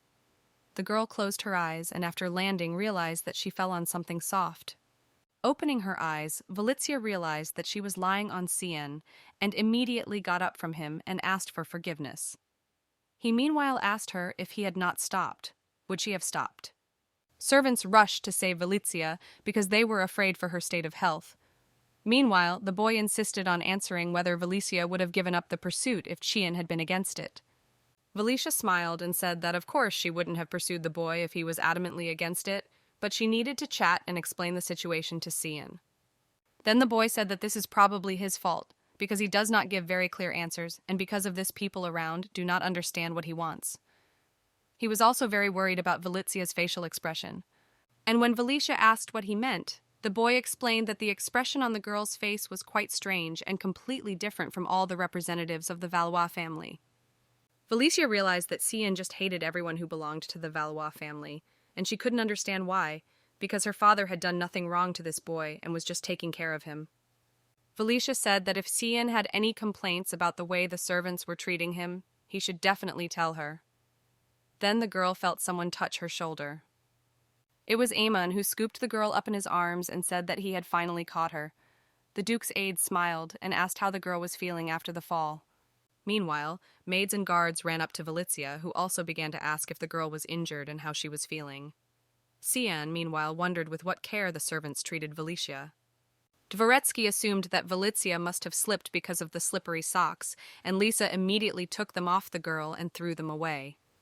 But the man noticed that the condition of the lady is much more important than the socks. Amon hugged the girl and suggested that she go immediately to the doctor for a detailed examination. Valicia resigned herself to such concern and thought that they should do what they wanted so that Cian would not see her in such a state.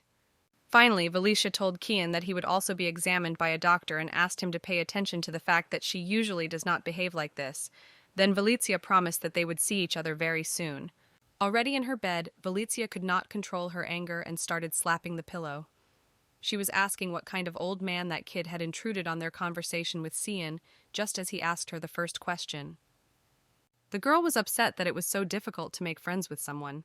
The fact that Cian treats her with such mistrust because she belongs to the Valois family also pissed off Valicia. Then Valicia heard someone knocking on the door, and when she let her in, a maid came into the room. Lisa heard that the girl was very upset about something and decided to somehow support her. Lisa asked if the young lady had finally calmed down, and when she heard an affirmative answer, she offered to improve her mood a little and eat something sweet. In a moment, a delicious strawberry dessert and a cup of fragrant tea were on the table in front of Valicia. Liza saw with what pleasure the girl ate and said that nothing in the world could be better than dessert. Valicia could not disagree with this because only cakes lifted her spirits. Then she unexpectedly asked the maid if it was difficult to make friends at all. Lisa began to fantasize about what if she was Valicia's friend, and then remembered the young lady's words and reminded the girl that she considered herself a member of the Valois family, according to Valicia herself. Then the maid asked the girl what kind of social circle she had, because she thought that her peers would line up to make friends with Valicia Valois. But Valicia replied that as far as she knew, such friendships do not last long, and asked Lisa if she had any other suggestions on how to find a friend to whom one could confide their secrets. Then Lisa guessed what the girl meant and asked if she wanted to know about the friendship between the lady and the servant. After thinking, Lisa replied that it probably refers to some fantasy novel. Valicia thought about her words and thought that she was currently in some kind of fantasy novel, so she jumped out of her chair and ran to the bookcase. The maid watched the girl with interest. When Valicia finally chose a book, she asked Lisa if she could take it to read. But when the maid read the title, she cried out in shock. Very soon, on another walk, Valicia asked Amon to read her a fairy tale, and the Duke's assistant, opening the book, began to quote that the lioness had assured the bunny that she would not eat him. Then the fairy tale said that the lioness said that she is a herbivore and therefore does not eat hares. Amon yawned that the tale was rather boring. Meanwhile, Valicia listened to her with particular zeal. In fact, Lisa advised her to read this book, instead of the one that Valicia herself chose. This fairy tale was called Contractual Relations Between the Lioness Princess and the Hare Baron.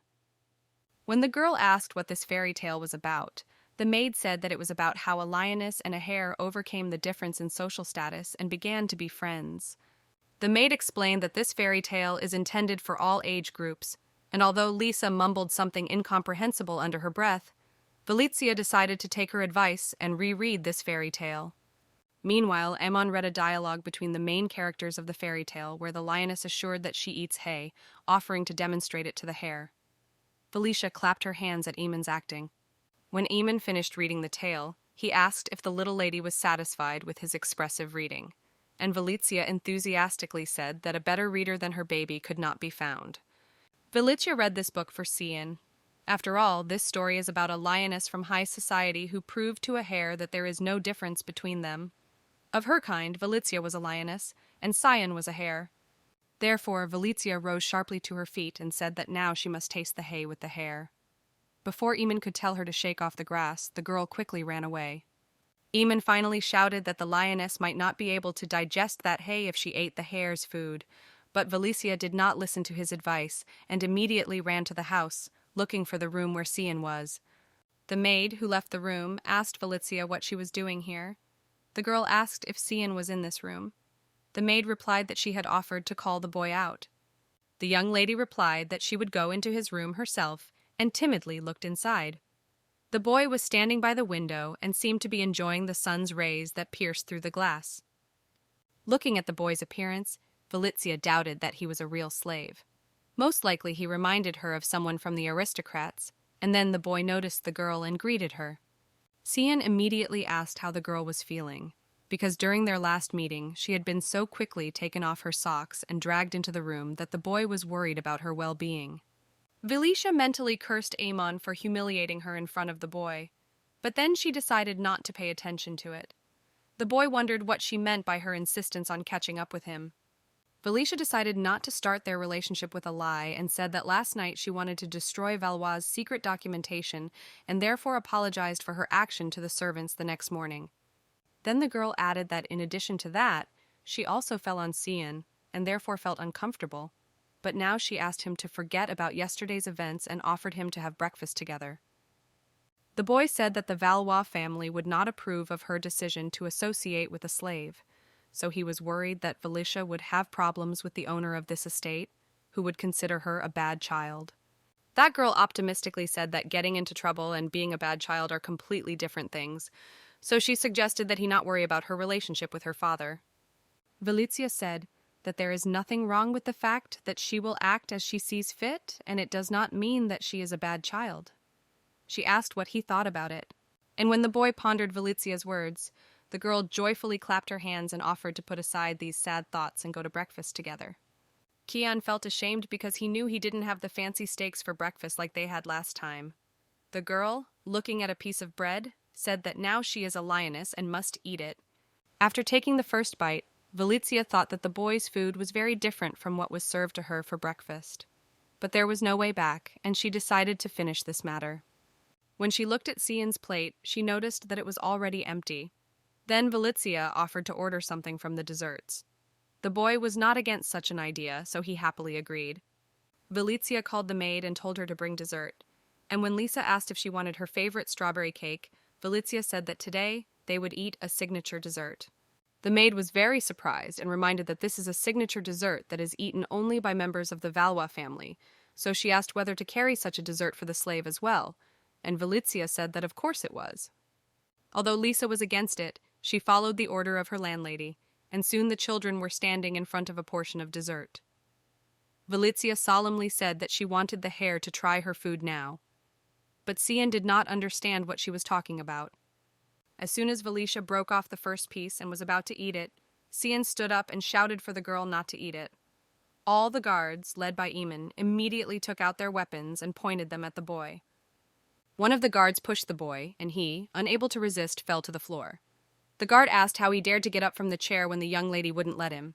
Cian did not understand what was happening and guiltily said that he did not want the young lady to eat this dessert, because it contains chocolate, and Valizia is allergic to chocolate, which she herself told him about. Then Valizia remembered that she had lied about allergies so that the boy would eat a bun with chocolate, and now she completely forgot about it. She confirmed his words and thanked him for saving her life. Amon asked the girl if she was really allergic to chocolate and why she didn't tell about it earlier.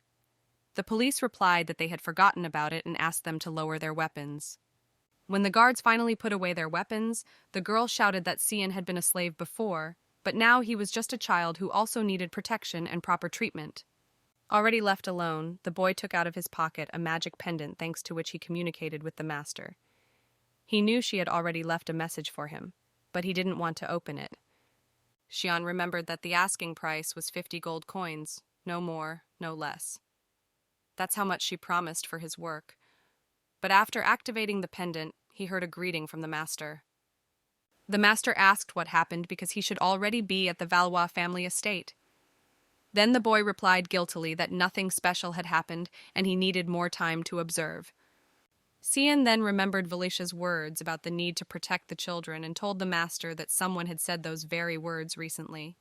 Cian then asked if that was true. Master reminded her that Cian had not asked for her protection and asked who exactly had he heard such words from. The boy apologized for not really asking to protect her and said that he heard it from Valicia Valois. The master asked if the young lady did not live separately, and Cian replied that he had managed to find out that Valicia was living in the main building then. The master suddenly asked if he liked the young lady. The boy was confused and did not know what to answer him, so I just kept silent. Then the voice said that silence is a sign of consent and offered to take the young lady Valois with him to the next meeting. Valicia asked the maid what she thought of Cian. Lisa thought for a moment and answered that he looked somehow suspicious, because this boy did not look like a slave at all. Valicia was very surprised because she herself was visited by such thoughts. Therefore, the words of the maid only added to the girl's conviction that the boy is not who he pretends to be, and it remains to find out who he is. The police decided to conduct their own investigation, and for this, they needed someone mature and wise. Therefore, she immediately went to the office of the Duke's assistant and, knocking, pulled the door. But opening the door, the girl saw that Amon was lying lifeless on a pile of papers. Therefore, Valicia shouted that he needed immediate medical help and ran to the doctor. Amon, hearing this commotion, raised his hand and asked Valicia not to call the doctor because he was all right. He simply fell asleep due to the fact that he had a lot of work lately. Amon joked that he thought his death would move the girl and make her cry, but Valicia said that this is not the case now. Then he asked the young lady what made him come to his office. Looking at the bruises under the Duke's aide's eyes, Valicia thought he should rest and said she just dropped by to see how he was and suggested he take a break. But Amon asked the girl not to leave his office so quickly, because he has several questions for her. When Valicia asked what exactly, the man said that the question concerned the upcoming meeting. Amon then explained that he wanted to see the young lady's abilities and test them to see if she was worth taking to the regular meetings that would take place very soon. Valicia knew that Amon now had permission from his father to hold these meetings, and if anything happened to him, it would be a disaster for the Valois family. So Valicia firmly replied that she agreed to the inspection.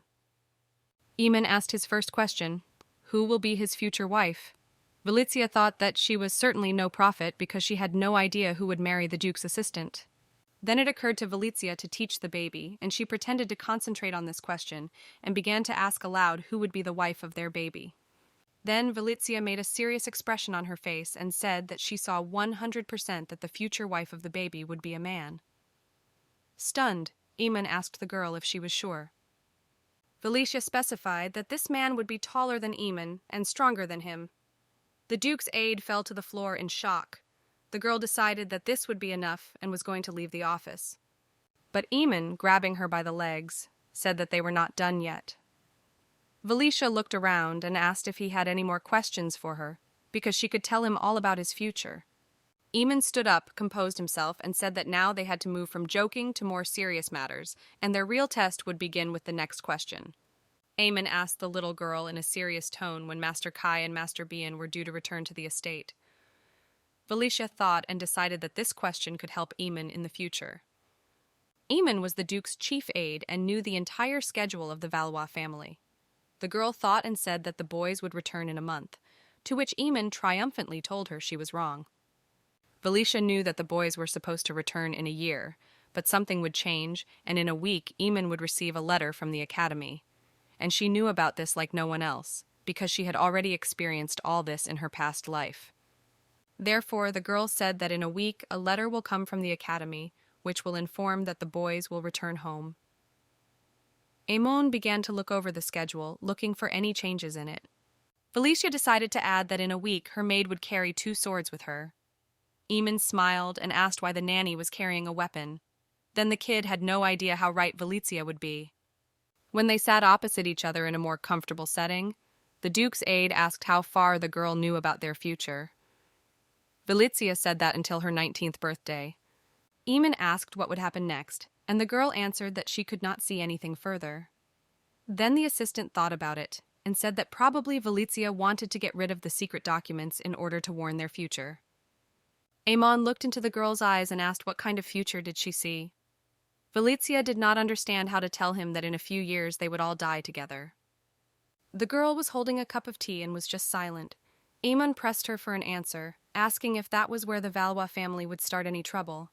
Then Amon began to think aloud and said that if the girl does not see anything after her 19th birthday, and it is connected with some event, then... And it occurred to him what might happen in such a case. The Duke's assistant rose to his feet and said that this horror, which the girl knows about, must be warned somehow, because he is afraid to even think about what could happen there. Then Valizia said in a calm tone that they should change the future, and asked the baby to help her in this. Amon was shocked that in front of him stood a 5-year-old girl who thinks like an adult. A complaining maid pounced on the Duke's assistant and told him that he should stop the young lady because she had already eaten 3 pieces of strawberry cake and she might get a stomach ache if she didn't stop eating them. But Amon said that all the actions of the little lady had a logical explanation. Then the maid replied that it was no use. Valizia smiled and told her not to be silly and that nothing would happen from a couple of pieces of cake. Then Valizia wondered why the kid behaved so politely towards her, and even she felt sorry for the maid, who was actually right about the sweet young lady's portion. In fact, there was a logical explanation why the kid took Valizia's position, because as she had warned, exactly a week later a letter came from the academy informing about the boy's return home. And Amon also saw that the maid was carrying 2 swords with her, which Valizia had also warned about and was stunned by the young lady's gift. Although it was Valizia herself who ordered Lisa to carry a weapon.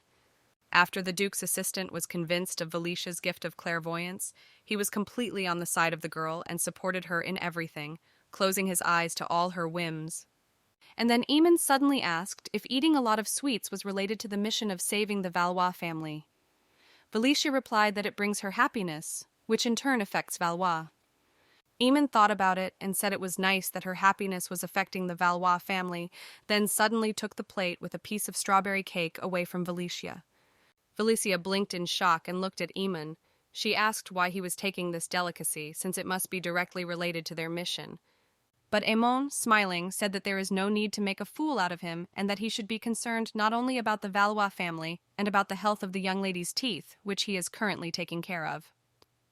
Amon triumphantly took the girl in his arms and said that during the father's absence, he would decide how much sweets the girl should eat, and for today her norm has already been exhausted.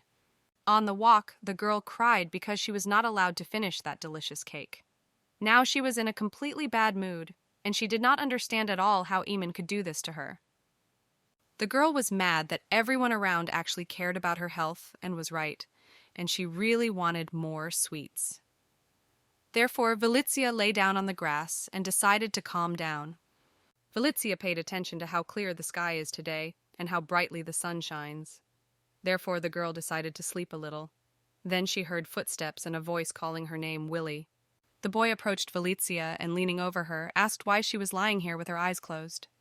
He was worried if she was feeling well and thought that maybe she had fallen and lost consciousness. Then Cian suggested that maybe the girl had been punished for having breakfast with a slave, and now she was lying here feeling sad about it. The boy also became sad, and tears appeared in his eyes. The girl did not answer because she wanted to lie down in silence, and the boy continued to apologize for the fact that she was punished because of him.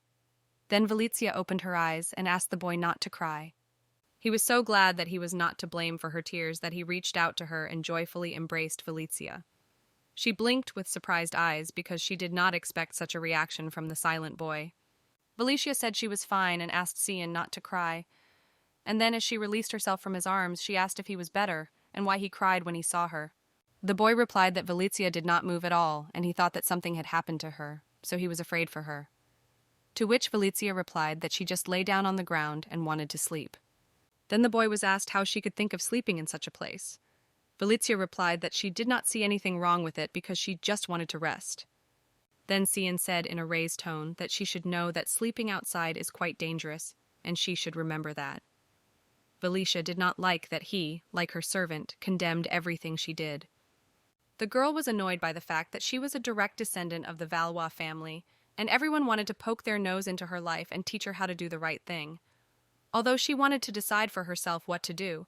Therefore, the girl stood up, put her hands on her sides, and asked loudly why everyone cared so much about what she was doing in her own estate, because she herself would decide how to live.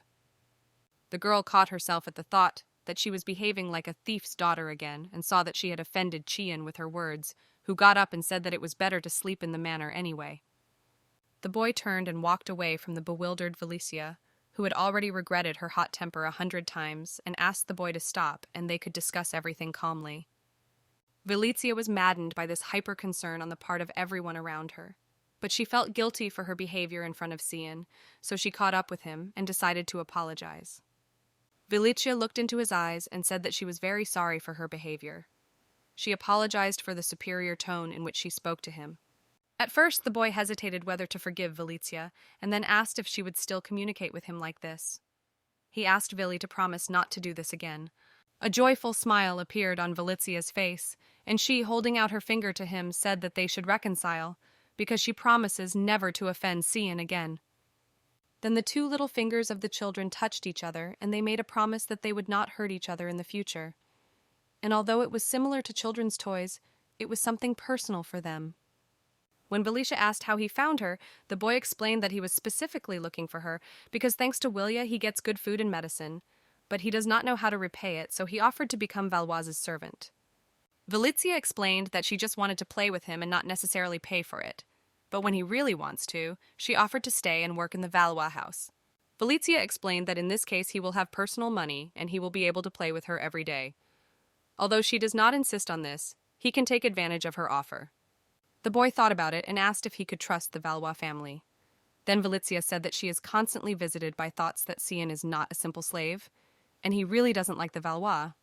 Valicia said that in that case he could just trust her, the girl he met in the Viscount's punishment room where they shared a meal with him. Valicia said that Cian should not trust the thousands of knights who follow the Duke, nor the families that support him, nor the organizations under his father's control, but Valicia should trust her. She saw that the boy was considering her words and could not make the right decision. Then Valicia said that she would not rush him with an answer, and that he might not say what was bothering him. The girl hoped that she would be able to reach the boy, and he would still trust her, despite the fact that she belongs to the Valois family. But Cian remained stubbornly silent. When she had given up hope of getting his consent, the boy asked if he could earn 5,000 gold if he stayed to work here. The police replied that of course it was. As soon as Amon found out about this, he firmly replied that this could not happen. The girl began to argue that the boy had nowhere to go and he remained a complete orphan, but Amon was adamant. Valicia then decided to use her last trump card and, giving Amon a pitiful look, said that they themselves had brought the boy into their house and should be held responsible for it. The girl begged the kid to allow the boy to work in the estate for the amount he announced to her. Confused, Amon did not know how to refuse her. Still, Amon said that the Duke should be informed. Hearing this, Valicia immediately rushed to the boy, grabbed his hands, and they began to circle merrily. She laughed and congratulated Cian on his new position at the Valois estate. Amon then said that he had not given a final answer, because he had not yet heard Duke Cassis's opinion on the matter, and asked Valicia not to touch the boy's hands. Cian looked at Valicia and said that he wasn't allowed to work here after all, but Valicia assured him not to worry and wait for her in her room. As soon as the door closed behind the boy, Amon asked Valicia in a serious tone how long would she continue to mock him and manipulate her prophecy to cover up all her whims. Valicia began to explain that after all, Cian was her friend and it was a fateful meeting. But Amon, in a serious tone, told her to sit comfortably as they needed to discuss the details of the upcoming meeting. Then Valicia remembered this important meeting and returned to reality. Amon said that the story with the prophecy was unlikely to be believed by them and that they should come up with something more believable. The defeated kingdom was the first to break peace with the empire, and Amon could not think of a reason why they should continue to fund the defeated kingdom's funds. Then the girl asked, "Why do they need it?" And Amon surprisingly reminded her that it was her words that Valois would fall if she stopped funding the funds of the Kingdom of Ro. Valicia knew they just didn't need to contact Peter and said out loud that she had another idea. Unexpectedly, the maid Lisa flew into the room and shouted that she had urgent news. Amon said that this was the only thing they lacked and asked Felicia to wait a few minutes because, as always, a guest from the Duchy of Bluebell arrived unexpectedly, so he needs to leave. Felicia knew that the Duchy of Bluebell was first and foremost a side branch of the Valois family, but later entered the Big Four families in a not-so-honest way. Duke Pell was the head of the family and was responsible for the security of the Imperial Rolls family. He was the best wizard. And although the Bluebells remained part of Valois, they lacked the main thing. And this is the main thing that the Bluebells lacked. There was a talent that all the direct heirs of the Valois family possessed, real magic. And even the Bluebells, who imitated Valois in everything, could not copy her. Felicia knew that all of Bluebell's descendants were very jealous of Valois. Suddenly, there was a knock at the door, and Felicia doubted very much that the baby had so quickly dealt with the guests and returned to her. A cute little girl who was holding a toy in the form of a fluffy white bunny entered the room and happily said that she had finally found Felicia. It was Bella Bluebell, the very young lady of the Bluebell Duchy. She smiled sincerely at Felicia and said that she was glad to see the daughter of the Duke of Valois in person. Bella approached Felicia and said that the girl looked exactly as she was described, black hair and large violet eyes, indicating that she was the direct heir of the Valois family. But when Bella wanted to run from the room, Felicia stopped her at the door and asked how she ended up here. Felicia did not like that she was being looked at so defiantly. Felicia asked loudly, "Doesn't the girl know that it is not tactful to come without an invitation?" Bella replied that it was wrong of her to come like that, but her dad was looking for Felicia. Tears welled up in Bella's eyes, and Felicia thought that even in her past life, Bella had cried all the time when things didn't go her way. Since birth, Bella has been constantly compared to Felicia. Moreover, she was always looked down on because she did not know how to handle magic. Later, Bella still managed to imitate with magic, and she managed to take the position of an official of the imperial family. Bella became the young and head witch dominating the political arena. Felicia thought that maybe the girl didn't break into the room because she wanted to, and doubted that she had treated her quite politely. The police decided that Bella was not guilty of anything. Felicia began to consider what she could do to comfort Bella, who began to cry loudly. Felicia worried that Bella wouldn't drop her legs due to dehydration. Felicia looked at the table on which lay a piece of strawberry dessert and asked if Bella wanted to try something sweet. Bella stopped crying and looked at Felicia, who held out her hand and offered to have dinner together and try their signature dessert. After the sweet, Bella calmed down. Bella asked where Felicia lived before because she knows that the girl came to the Valois estate recently. Felicia replied that she lived in a family with many husbands. To this, Bella snidely replied that Felicia was lying, as she had lived as a servant at Viscount Ilian's estate until she was 5 years old. Bella repeated that Felicia was a liar, and then said that if she had been a poor child like Felicia, her father would have paid more attention to her. The police asked what she meant, and Bella suddenly threw her soft toy at her. The police caught her on the way and asked what kind of old man she was throwing her hair at.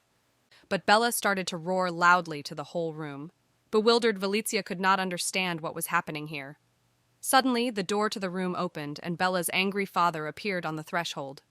Felicia was simply shocked when she saw Pell Bluebell, and Bella continued to sob and ran to her father to calm her down. An angry Duke Bluebell asked who was insulting his daughter and looked at Felicia, who was holding his daughter's stuffed toy. Duke Bluebell shouted that he now understood everything and asked Felicia how she dared to bring his beloved daughter to tears. Meanwhile, Bella smiled mischievously so that her father would not notice it. Having met Bella's eyes, Felicia realized that this girl was not as cute as it seemed to her at first glance, and in the future Felicia should be careful with this treacherous girl. Felicia handed the hair to the Duke and said that there had been some misunderstanding, and she did not need this toy at all, because she already had her favorite toy, a cat. Felicia then loudly told Duke Bluebell that he should not think about the toy in such a case. Pell angrily asked what she meant. Felicia then pointed her finger at the Bluebells and shouted at them for trespassing on Valois territory and allowing themselves to treat the young lady Valois like a thief. The police angrily asked if they were going to say something in their defense, because if they didn't, she would immediately kick them out of here.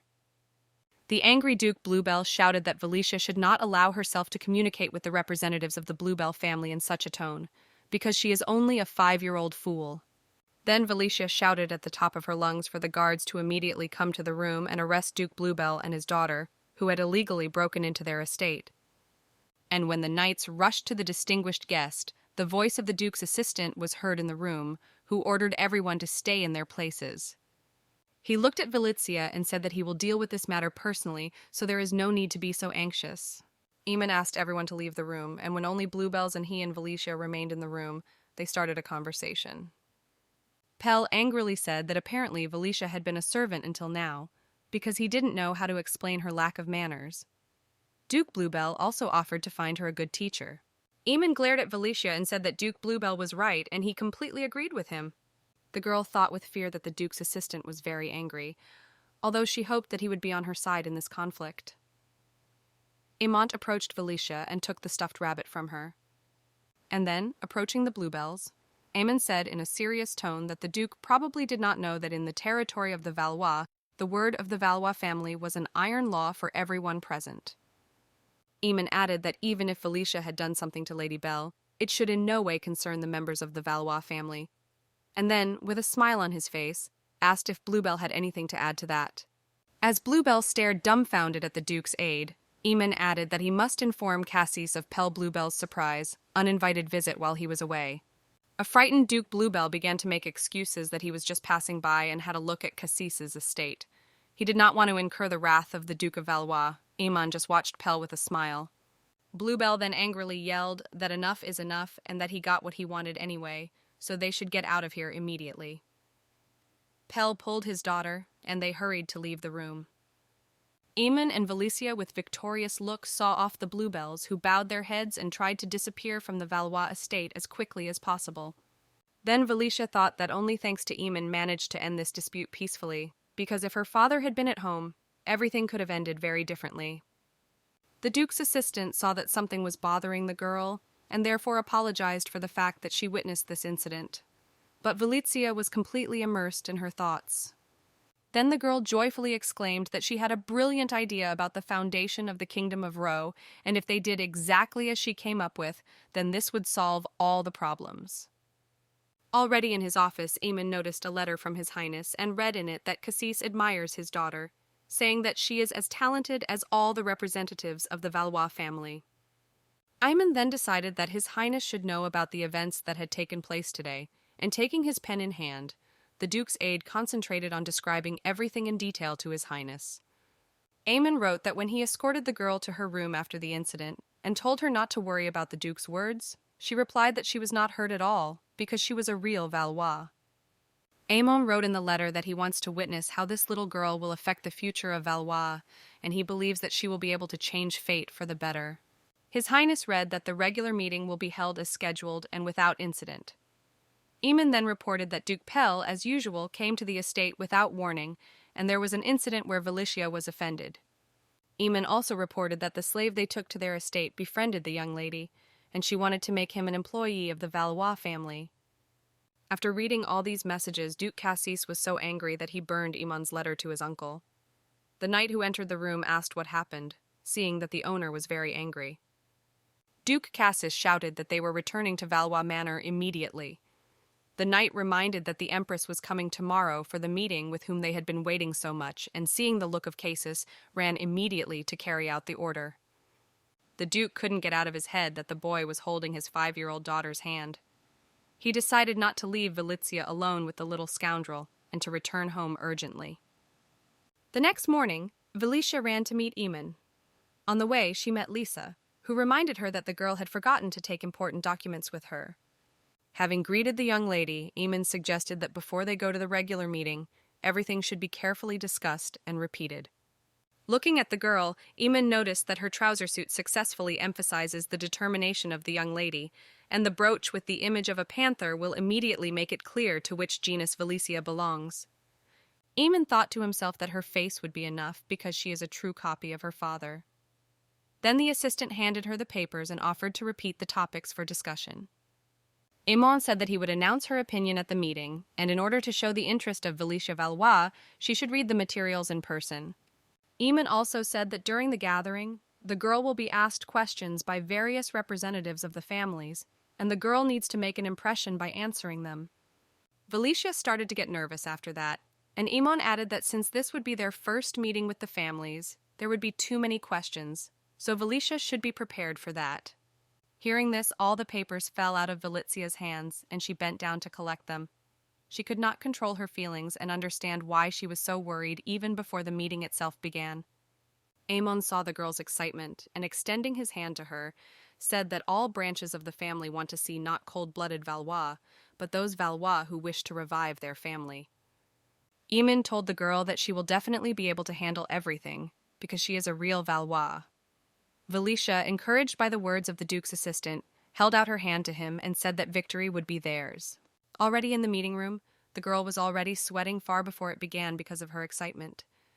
She mentally ordered herself to calm down, because now the future of her family depends on her. As far as Valicia remembered, all representatives of the political branches of the family were generally good people, but because of her father, who was obsessed with his idea, everyone constantly quarreled. In the future, after the execution of the Duke of Cassis, all representatives scattered, except for the Bluebell family, and this was the real downfall of Valois. Amon's words that no one wants to see the cold-blooded Valois struck a chord with Valicia, who also wanted her family's revival and shared that goal. She was sure that she would succeed. Viscount Candace from the Sweetie family entered the room first. Amon immediately greeted him and said that it had been a long time since they last met. The Viscount immediately looked at Duke Cassis's chair and met his eyes with the little girl, who kept her purple eyes on him, which were so similar to Cassis's eyes. The Viscount looked down and said that he had suspected that the Duke of Cassis's eccentricity would prevent him from rejoining them at regular meetings. Representatives of other branches of their family entered the room, and also sadly admitted that Cassis would be absent from the meeting today, as Bluebell had warned in advance. A representative of the Twilly family said that there was no need to introduce themselves because everyone knew each other, and suggested that they proceed to vote to get this over with as soon as possible. The Viscount announced that in any case, everyone agreed to end the funding of the Kingdom of Roe, and taking a red chip, threw it in the middle of the table, voting to end the funding. Bluebell said that he believes that there will be changes in the Valois family in the near future, so he also agrees to stop funding and threw a red chip in the middle of the table. Red chips appeared one by one in the center of the table, and Valicia watched this phenomenon doomfully. She couldn't understand how everyone could make a decision before the meeting even started. Candy said that he also cast his vote to end the funding and suggested that this issue be over with and go home. Surprised, Valicia grabbed a blue chip and slammed her fist on the table so that everyone would pay attention to her. She threw her chip in the center of the table and said solemnly that the Valois family was against it. Then Valicia turned to Viscount Candy. He was sometimes mistaken for the direct heir of the Valois family. The police asked if the project to supply longswords for the army was progressing well. Stunned, the window blinked, and asked how the young lady knew about this matter. She looked into his eyes, because she knew that he was good at managing enterprises related to metallurgy. Amon leaned over the girl and asked in a whisper why she touched on the Viscount's personal matter. Then the girl advised Amona to look into their eyes because their eyes were too dim. And after discussing personal issues, lights appeared in their views. Amon praised the young lady for such a good decision and said that it actually worked surprisingly well. The reason why the side branches of the family found themselves in this position was that Cassis was not interested in their issues, and Valicia hoped that thanks to this she would be able to unite them. Candy said that the recent research into incorporating magical formulas into weapon making had been quite successful. Valicia, smiling, answered that she was interested in this question. Then the Viscount asked in surprise if a 5-year-old girl could be interested in this, and Valicia answered that she learned to read from the age of 4 and constantly follows the affairs of their family. She said that she lived in the family of Viscount Ilion and spent all her free time reading the newspapers of the Rose Empire in order to follow the situation in the Valois family and be aware of all the affairs. Valicia offered to tell her, as the direct heiress of the Valois family, what topics they discussed during their regular gatherings so that she could support their conversation. The police offered to start their meeting. Then a representative of the Twilly family raised his hand and asked the girl to introduce them to their family's transportation business. Tvili suggested that if the transport business is expanded to the southern regions, it will significantly simplify relations with free countries. The police immediately thought. Candy then suggested that Marcus Twilly deal with the main issues first and then move on to each one individually. Twilly gladly agreed to listen to this opinion. It was announced at the table that the main topic of today's meeting was the termination of the funding of the Kingdom of Ro, and therefore everyone was invited to express their opinions on this matter. One of the representatives of the families expressed his opinion that the cessation of funding should be approved because the refusal to dialogue with the victorious empire is a rebellion on the part of the defeated country. Candy echoed this sentiment and said that if even one of the big four families was the first to stop funding, the other families would follow suit. Amon carefully followed all the suggestions and told Valicia that thanks to her, the atmosphere of their dialogue immediately changed and praised her for her sharp mind. Valicia replied that this is all because she is a prophet. But Amon noted that, unlike her, prophets usually do not intervene in the course of events, but simply observe. Before he could prove his point, the door opened and a servant flew into the room. The Duke's assistant looked at him indignantly, because he was currently very busy at the meeting, but from the expression on the servant's face, it was clear that the matter could not wait, and he whispered something in Amon's ear.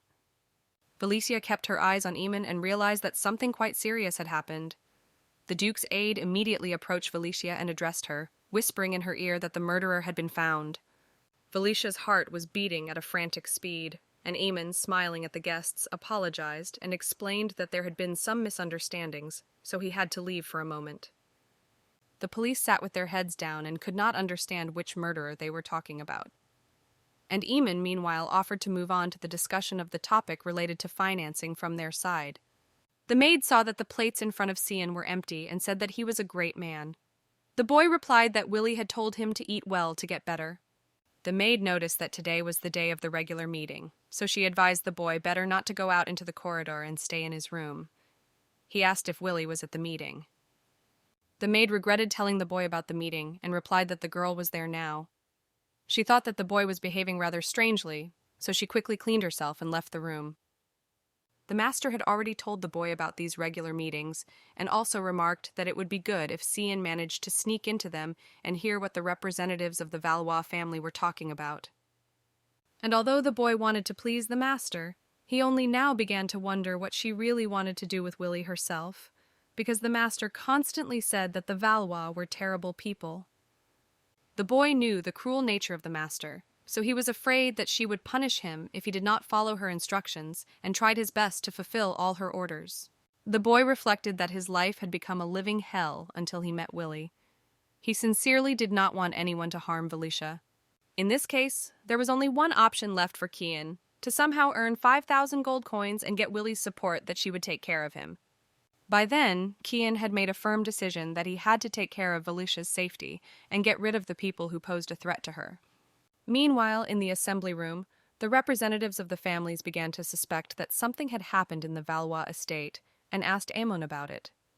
But the Duke's assistant, as if nothing had happened, replied in a calm tone that there was a small hitch in the preparations for the meeting and they could continue their discussion. Valicia thought that it didn't matter how the baby held himself. The situation got out of control and everyone started to get nervous. Then Valicia regretted that Duke Cassis was not around now.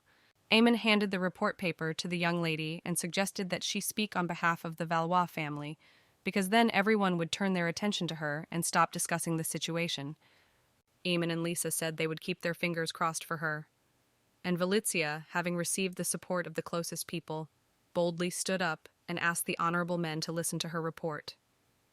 The girl stood up and said in a firm tone that she was against the termination of funding. Then Marcus Tweely asked why exactly Valicia opposes this decision. But Valicia said that before she answered the question, she would first ask who would go to the lands of the Ro Empire that were captured as a result of the victory in the war. Candy resolutely replied that the lands would go to the Valois family. Whoever led the empire to victory in the war will rightfully manage the lands of the kingdom. The Valicia said that in that case, all residents of Ro would become residents of Valois. And if the funding is stopped, then the inhabitants of the Kingdom of Ro may rise up in rebellion against the Valois family. But Candy noted that in such a case, the uprising of the inhabitants would be easy to suppress, and yet it would be more profitable for the Valois family to stop financing those lands. The police agreed that in this case it would be more profitable for the Valois family. And then, with a sly smile on her face, she asked if it was necessary to tell the residents about it first. The police suggested that representatives of the Bluebell family be the first to announce the termination of funding. and Valois will only support them and thereby take care of his safety. Candy asked in surprise. Why should Bluebell be the first to announce this? After all, rumors spread at the speed of light and soon everyone will know about it. Then the girl asked in a raised tone, Are the Bluebells allies of Valois?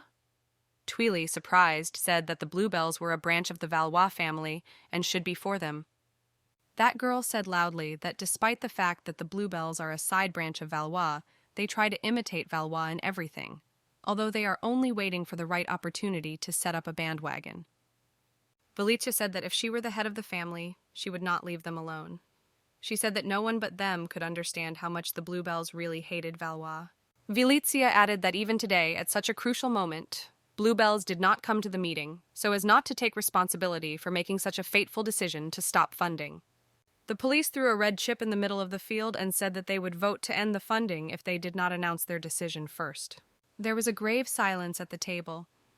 Everyone looked at the girl and said nothing. The police began to worry that they had done something wrong, and that's why everyone fell silent. Candy was the first to speak, saying that the young lady was right, and if they were really concerned about their safety, they should do as Lady Valicia advised them. All the men began to express their opinion that it was better to hold back the announcement of their decision, and began to admire that their family had been replenished with such a wise person as Valicia. Valicia always transferred her guilt to others in her past life and decided to use this method today.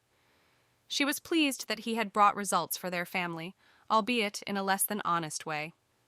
Then Valicia thought that it is possible to be a little thief. It is not so bad.